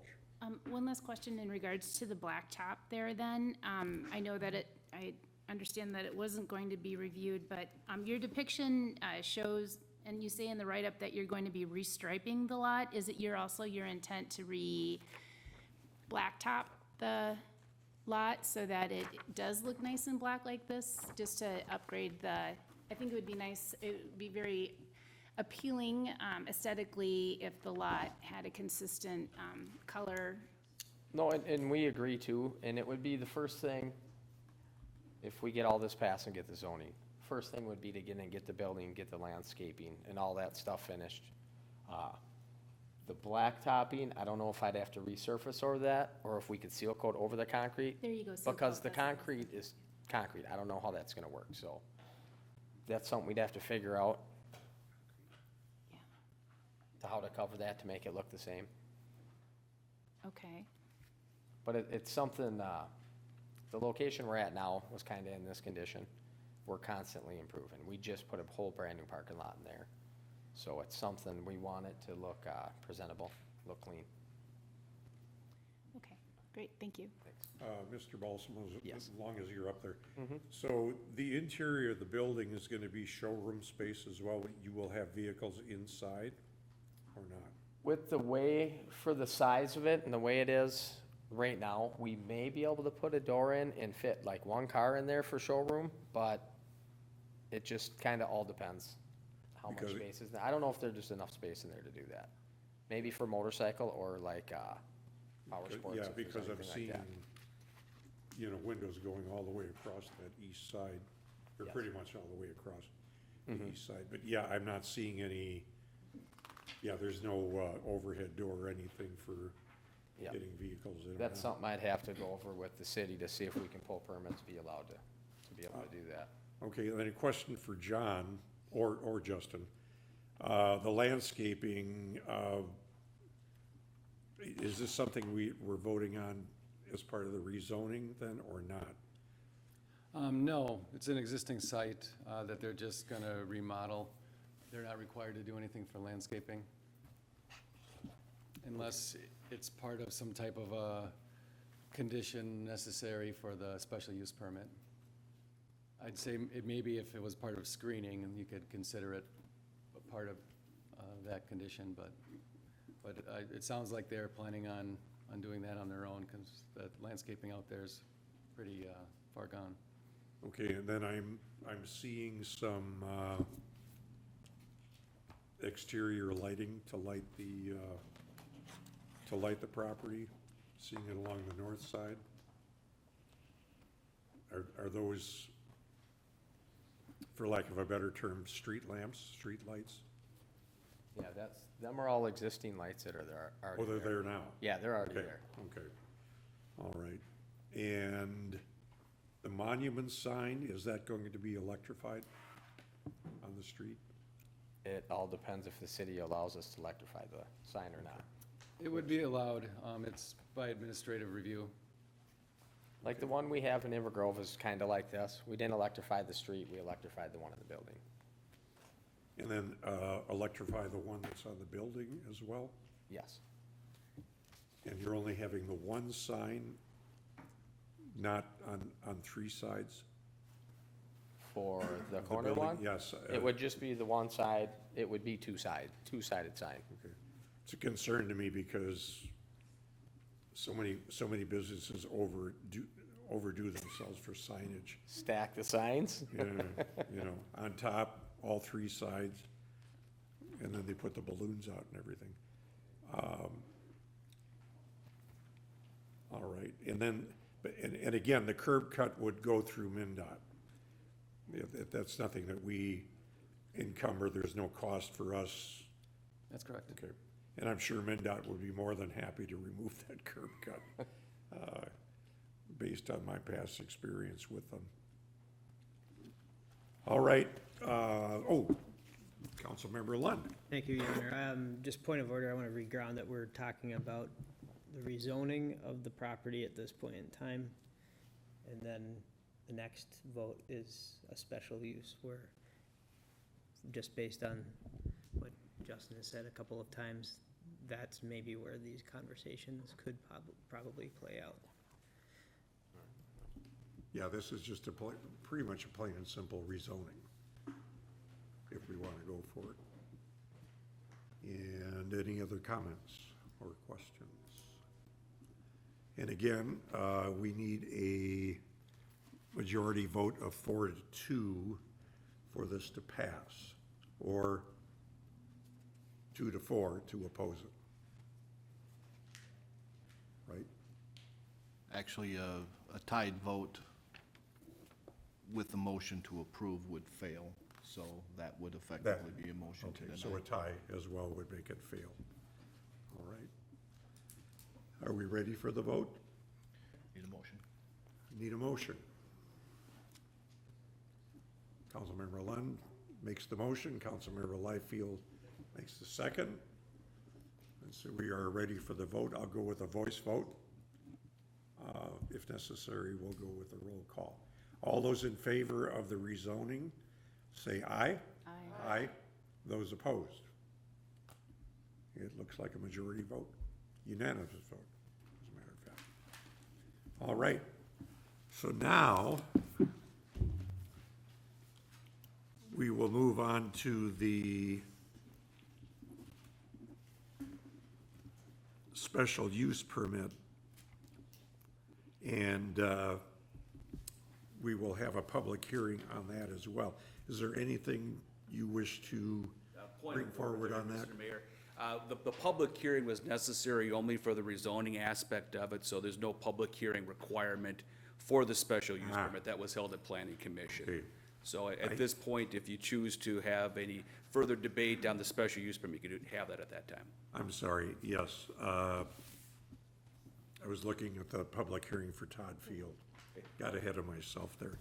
2 mistakes. I was hoping to get through this with no mistakes. Ah, well. All right, so now we are dealing with the special use permit. Any discussion before we get to a motion, or do you want a motion and just go for it? Councilmember Fulch. Thank you, Your Honor. I would like to place a special condition on the approval of the special use permit, so that there's a condition that, in regards to the fencing, that staff are to review any fencing proposal. I'm not sure exactly what the procedure is here, but I'm very concerned about the fencing in between Las Margaritas and this property. I would think that it shouldn't be like over 4 feet, like a 6-foot fence would be, I don't think would be aesthetically pleasing, and I think that it should be a nicer material that the fence is made out of. So I would feel more comfortable allowing the special use permit if staff were reviewing and making recommendations to ensure that it's aesthetically suitable for this location. And then in regards to the curb cutout as well, that staff are approving whatever, landscaping and design items that are being requested. I just want to make sure that they have the ability to. Well, we have a fencing ordinance. We do, Yeah. we do. I just wanted to clarify the motion. So, council member, you're asking staff to review the fence to be aesthetically pleasing? Is there any further direction you're looking at in giving staff on that, or is it just to review that under the terms that we would normally do with a fence permit? Well, I guess, I'm sorry, we've been here for so long, I'm Sure, getting tired. Sure. But, I think that it should be, it shouldn't be, as a for instance, just a simple wood, barrier, that it should be something that's more aesthetically pleasing and something that's not, so terribly high. We can't tell what the proposed height is, of this fence. I don't know what's, suitable here, like of a 4-foot fence height, just enough to restrict people from, freely walking into the lot. I'm assuming that's what you're trying to prevent, are people from the restaurant just mingling over. As the restaurant also, but I'm not opposed to not even having a fence on the side. It doesn't, the main thing for us was to have a fence on the back. Understood. It's not something that we need to have. If it would look better flowing wise without a fence, we're okay. Thank you, and that's what I was imagining, that it would look better if there wasn't suddenly a barrier. This was kind of made, with like a permit from there today, so it's not set in stone, this is what we want to do. And we knew there was gonna be a special use permit, so we know you guys make things that, we have to follow. Well, I'm sorry, thought I heard somebody over there. Yeah, I did. Are you? I'm finished. retracting I'm or- open for discussion. I'm just So is there- concerned You just about. made a motion. Are you Yes, I made a motion, sticking with that? yeah, for staff to have approval on the fencing between the two properties, to make sure that it's aesthetically suitable. If there's a fence, is what There's you're a saying. fence. Okay. You could, if I'm correct, you could ask as part of the vote to put a fence in, could we not, or not? You can impose any kind of reasonable restriction or Special- condition Special use. that, Yeah. that you think is needed to minimize the impacts on neighboring properties is effectively what you would be doing. So this fence, as of right now, on the rendering, is an optional thing. Do we want them to have a fence? We can ask them to. We can put it into the vote, if that's what you want to do. Councilmember Lund. Thank you, Your Honor. Here's the deal from my perspective. We care about the town. Vermillion Street's really important to us. It's our next thing that we want to make better, okay? Having an empty building sitting there for a really long time is sad as I drive by every day to go home and go to work and all that. I'm glad that you're here. I'm glad that I've already proven out a business model. I think it carries with it some negative baggage, right? Just I think you know that, right? So that's, what some people feel that I've heard from. But, prove them wrong. Please make it look nice and do a good job. I'm not gonna suggest that we bake in a whole bunch of unnecessary things for you to do. Just do the right thing by us and we'll do the right thing by you.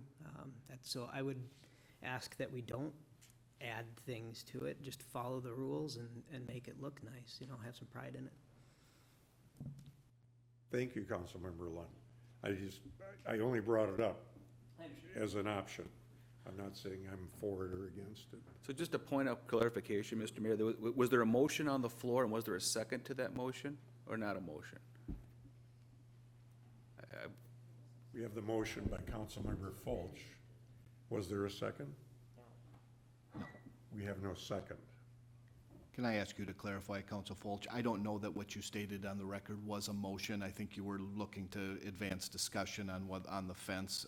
In my opinion, I don't think we have a motion before the body at this point in time. Right, I'm just looking for guidance, just to make sure that it's, because people are concerned about this being placed there, and that it is highly visible, and we have two really fine restaurants that are next to it, right? And so being, just wanting to make sure that the block is still all aesthetically pleasing, and that it blends with, like Applebee's, if you look at Applebee's, and then the flow in Las Margaritas, I mean, it looks really nice, you know, and there's been a lot of effort. So just to make sure that whatever barrier that you're proposing there is suitable and doesn't become, you know, an eyesore within itself, so. Can I answer? Yes, please. Yeah, I'm not trying to be difficult. Yeah, come on back up, please. I've been doing this. I'm originally the one who started the company in 2011.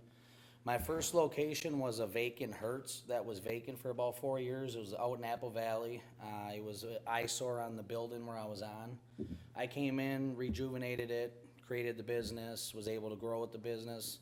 When we bought Concord in Evergrove Heights, it was nasty. I mean, we literally, it's nothing compared to this. This is nice. We had to gut everything. We had to redo the whole pavement. The whole front was just disgusting. And we want to look good, and we want things to flow, because then, you know, more professional people are going to come and approach and do business with us. Sure. So we don't want to stick out. We don't want to be an eyesore. We don't want that either. We want to be professional and clean. Okay. All right, thank you. So I won't put a special condition on it then. Councilmember Vaughn. I'm making a motion to approve the special use permit as presented here in the staff report, follow the ordinances to make it look good. But I do want to put the one stipulation that we close off Highway 61 with, working with MnDOT. That's my motion. Do we have a second? Councilmember Brock seconds the motion. Any further discussion? Any further discussion? And again, now we need a 6-0 vote for it to pass. Anything less, and it will not. So I'll go with a voice vote and see how it goes. All those in favor of the motion signify by saying aye. Aye. Aye. Those opposed? It passes. I was going to ask if you could put in a fence that would keep chickens in. Can we put a booth behind the lot? That's not finished. I'm dying. I didn't eat dinner. I just feel like a flight.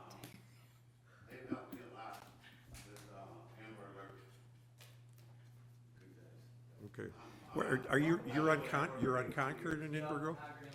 Between 70th and 80th, or are you down? We're north of that. We're, you know where there's like a Holiday gas station? Oh, yeah. Jersey's Bar? Yeah. We're just north of that. Oh, okay. Yeah. Thank you very much. Okay, okay. Close to Cameron's then, too, I suppose. That's me. Kind of, well, it's What's a that? little further away. It's me finally. All right. Thanks for a long evening.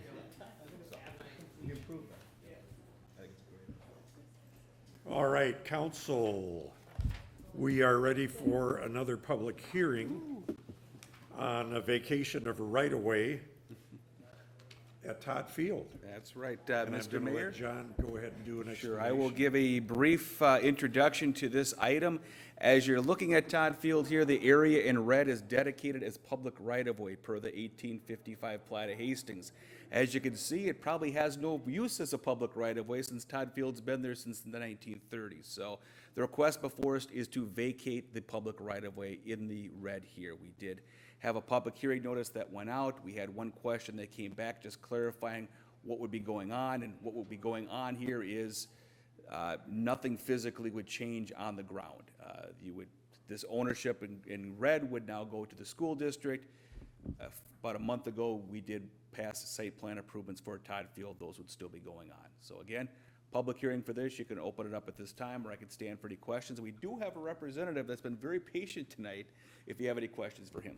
Thank you. Thank you, John. Kind of reminds me of what happened at Inverwood Golf Course. They had a right-of-way that was scheduled to go through the golf course, and they had to vacate it. All right, any discussion, or I would entertain a motion. Oh, I have to go with the public hearing first. I get to use my left hand again. I will open the public hearing. Is there anybody who would like to speak regarding this issue of the vacation of the property at Todd Field, McNamara Stadium at Todd Field? Anybody? All right, I will close the hearing. And now, any council discussion or a motion? Councilmember Liefeld makes a motion to approve, and this is seconded by Councilmember Fulch. Any further discussion? Seeing none, all those in favor say aye. Aye. Those opposed? It passes unanimously. All right.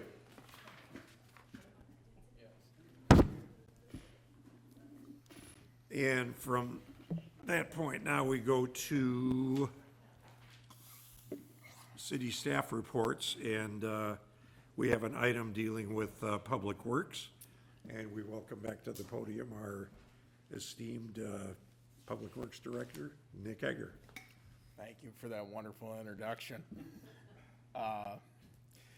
It's National Public Works Week, so why not layer on a couple more items? And I know you've had extensive conversations tonight about some very exciting news, but I'm gonna blow the doors off here with what I'm gonna introduce. And that is our 2019 sewer lining program. Now, before you go, oh, geez, that's not very exciting, I will say that we're making a lot of progress in this area the last few years because of council support for the program. It's reducing our difficulties with roots in main lines around town. And that is something that consumes a lot of our staff's time in cleaning those out. So this is a nice additional step for us to take. We got 6 bids on May 8th, pretty competitive this year, ranging from about $250,000 on up to just shy of $300,000, with the low bid being that of HydroClean out of Des Moines, Iowa. They're a known player in the industry and in the metro area for this sort of work, so we're confident in their abilities. That low bid was a little bit higher than what we estimated for the program, but we're still pretty well within the budget that we set for this year. So staff is recommending the contract be awarded to HydroClean in the amount of $251,418.20. So with that, I'll turn it back to Acting Mayor Balsonic, and I can stand for questions. Okay, council, any questions on this risque topic? We have a motion and a second from Councilmember Vaughn and Councilmember Fulch. Any further discussion on the issue? Seeing none, all those in favor say aye. Aye. Those opposed? Passes unanimously. Nice job. All right, well, I'll follow that up with another item on our end of things here, and that is the 2019 Mill and Overlay Program. So this is reconditioning streets, particularly for this year. We've got the rest of Ramsey and Tyler streets between 10th all the way down to 18th, as well as a portion of River Street from 4th to Highway 55. And that is it for that program. We've got 4 bids on this project, and they range from about $445,000 on up to $548,000, with the low bid being from Park Construction Company. And so they happened to do our program last year, I think it was, on the other piece of Ramsey and Tyler north of 10th Street. Things turned out well there, and we were satisfied with their work. And so we're recommending this year's contract be awarded to Park Construction as well, $445,104.62. And I can turn it back to the council for All right, thank you, Nick. consideration. Any questions or comments or a motion? Councilmember Fulch. Thank you, Your Honor. I wanted to say nice job on the correspondence that you sent out to the residents. I got that, and I thought it was really very informative. It was like 3 pages long, 4 pages long. I was like, great, there's lots of, more than enough information in there, and so I thought that was really well done. And I wanted to, thank you for taking on the neighborhood, because there are substantial potholes on my street. It's almost unmanageable. I have to, hazardous roadway when driving through it at this point. So anyway, and the one last thing I wanted to ask for, just because you said it was the same contractor that did last year, was just for them to, I'm asking for them to be extra vigilant about making sure that the the manhole covers are aligned with the street pavement, because I know behind the elementary school C's on Tyler Street, there are some, manhole covers that are substantially sunken in, and they kind of like are potholes then as you go over them, and so just to ask for them to be extra vigilant about that.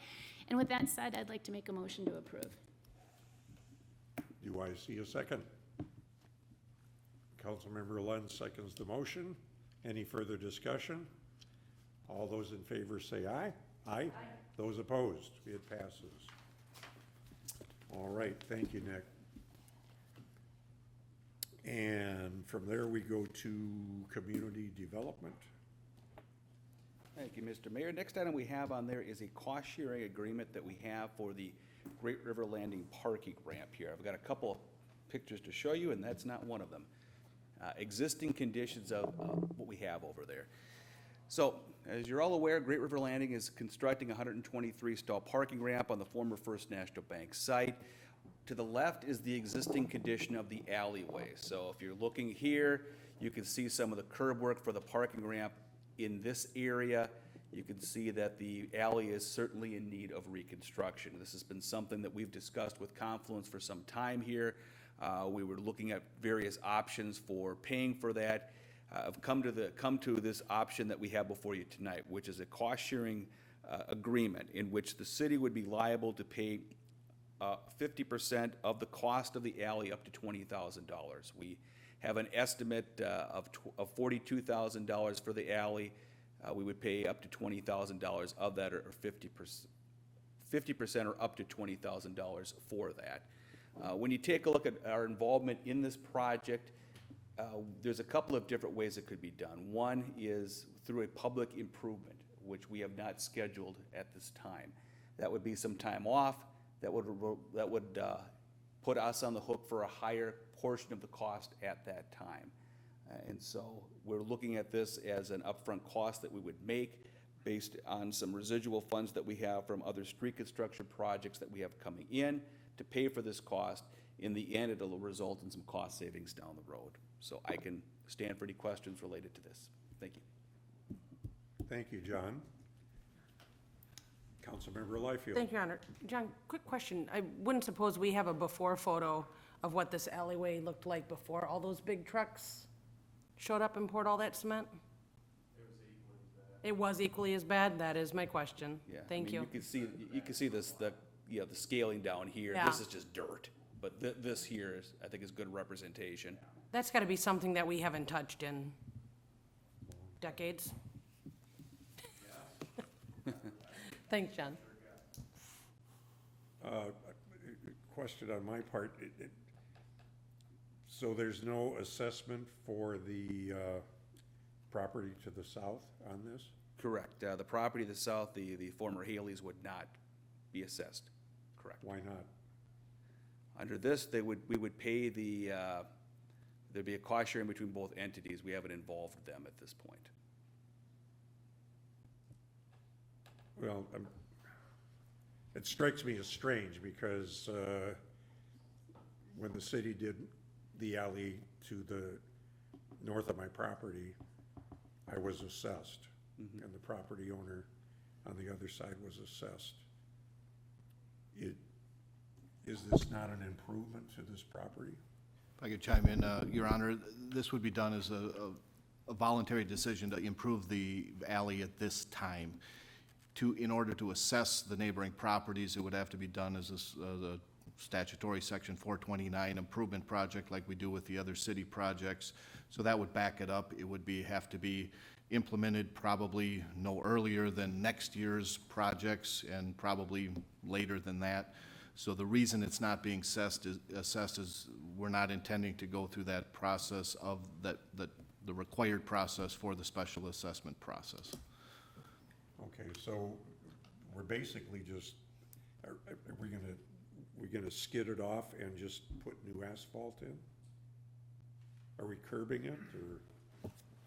Yeah, Your Honor, it's a full rebuild, much like what you've seen on other alleys in recent years. The blacktop and the underlying base material gets removed. There's already a curb installed there. You can kind of see it on the upper left corner of the photo. That is the edge of the parking ramp property. They were always going to put that there, but everything from that point over to there's a faint pink line here is where the limit of the construction would be. That side would have a curb as well. So it would look just like what we've done recently in other alleys. Same kind of cross section as well. Apropos of nothing, I'd sure like to see the same kind of thing happen with the post office alley. It's really in bad shape over there, but you probably knew that. Okay. All right. We have this item before us. Councilmember Lund. Yeah, I just have a quick question. Thank you, Your Honor. You said cost savings now. Is that just because they're there already and it's under construction and that's kind of the cost savings, or what did you mean by that? There may be some cost savings in that, council member. The cost savings would come over time. If we were to go through the assessment process of this, there's only so much that we could recoup from the property owners themselves through the benefit analysis. So we would be paying a higher share of that down the road. So to follow up, you're saying that 22,000 or whatever is 50% or no greater than 20, the balance of that would be on Confluence, where if we did the route that was just mentioned, it would be significantly less and the burden would be more on the city. Correct. Okay. I think when we're looking at assessments, there might be 3,000 to 6,000 that we might be able to assess back to them at that time. Thank you. Any other comments or questions? Do we have a motion? We don't. So we would need a motion. Councilmember Liefeld makes the motion to approve, seconded by Councilmember Lund. Any further discussion? Seeing none, all those in favor say aye. Aye. Aye. Those opposed, it does pass. All right.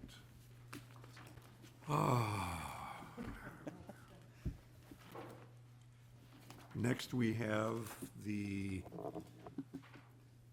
authorization of the submittal of the comprehensive plan to the Metropolitan Council. And for that, again, we turn it back over to Justin. I think I know why somebody removed the clock. Lucky me. Thank you, Your Honor. We've been working on the comprehensive plan since the beginning of 2017, and this is not the last step, but it's certainly close.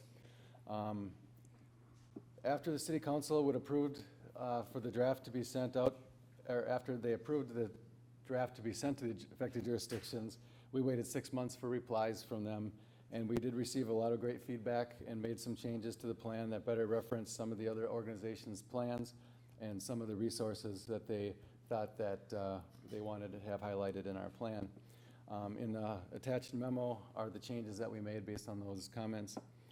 The city council, through the direction of city staff and the workshops and feedback we received from the community, this comprehensive plan has a lot more representation of the community than we have had previously.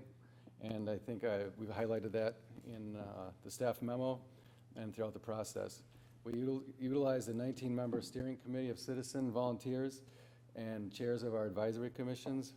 This steering committee met monthly for over a year, providing direction on the community outreach of the plan and even editing some of the draft document.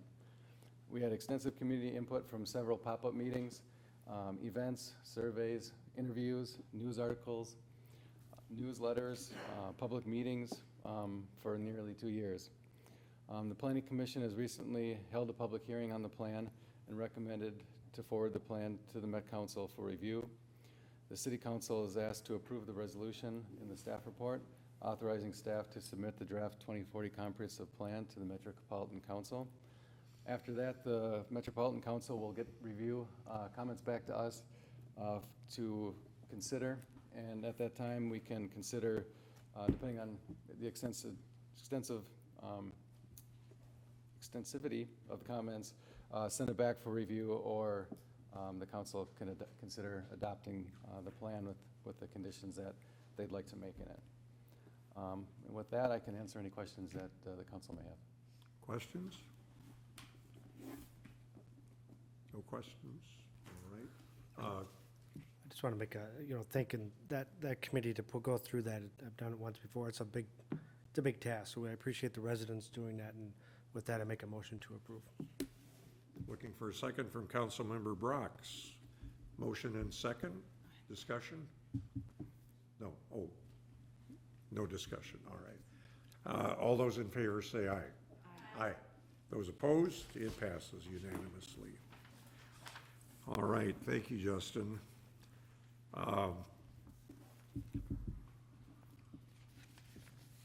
With that, we have no unfinished business, no new business, and with that, we will go to any reports from city committees or council members. Any announcements or reports? Councilmember Brox. The administrative committee of the council, just an update on the city administrator hiring process, that we are currently receiving applications, and we'll be receiving applications until May 31st. And then we'll be talking about our next steps and interviewing very shortly. All right, thank you. Councilmember Fulch? Thank you, Your Honor. I have to ask, Mr. Flegel, did the agenda just change? Because it used to say, like, reports and concerns of city council members. So I used to say concerns. Well,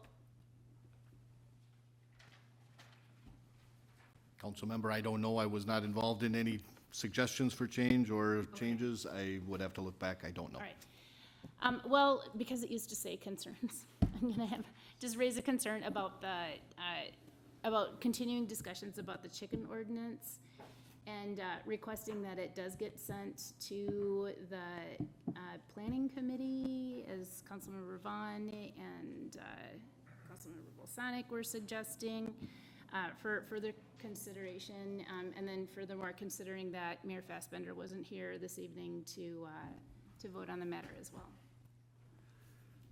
Do we need a motion on that? I would say, yeah, generally I'd bring a motion to refer it to a committee. All right, so you're making a motion to refer to the planning committee. Committee, yes. The chicken ordinance. Chicken ordinance, yes. All right. Thank you, In sir. any shape or form. Yeah, as it was last presented. Right, is there a second? Is there a second? Second by Councilmember Liefeld. All right, we'll take a voice vote. All those in favor say aye. Aye. Those opposed? No. Passes, I believe, 4-2. So it will go to the planning committee, and John and Justin will set those things up. Any other announcements from the council? Councilmember Liefeld. Thank you, Your Honor. I'm not sure if this is appropriate, but since we do have some people watching us, my beloved family cat, Mally, went missing last Tuesday. So she's a slender, kind of a petite 2-year-old, all-black, short-haired cat. She is chipped, she has her claws, and she is spayed. So if people could keep an eye out, she went missing in the area near Cub, but we believe we have a spotting of her near the 14th Court, near McCullough School. So if people wouldn't mind looking under your sheds, looking under your decks, I understand that the police do not respond to loose cats. So if you could help us find her, I would greatly, greatly appreciate it. All right, Thanks, Your Honor. thank you. Any other announcements? Any other announcements? I do have a few announcements. The Heritage Preservation Commission will meet on Tuesday, the 21st at 7 p.m. here at City Hall. That's tomorrow. Public Safety Advisory Commission will meet on Thursday, May 23rd at 6:30 p.m. at City Hall. City offices will be closed on Monday, May 27th in observance of Memorial Day. There are several Memorial Day events around the city, beginning at 9 a.m. at Hastings Veterans Home, also at Roadside Park at 10 a.m., followed by Sailor and Soldiers Cemetery and Veterans Park at the Pavilion. The Planning Commission will meet on Tuesday, May 28th at 7 p.m. at City Hall, and the Hastings Aquatic Center will open on Sunday, June 2nd at noon. Get your tickets, line up, and find a towel. City Council will hold a workshop on Monday, June 3rd at 5:30 p.m. here at City Hall. And the next City Council meeting will be on Monday, June 3rd. The only other announcement to make is that next time I run a meeting, I want a left-handed gavel. This is a right-handed gavel, and it doesn't work as well for left-handers. All right, so with that, I will entertain a motion to adjourn by Councilmember Vaughn, seconded by Councilmember Brox. That is a non-debatable motion. All those in favor say aye. Aye. Those opposed? We are adjourned. Good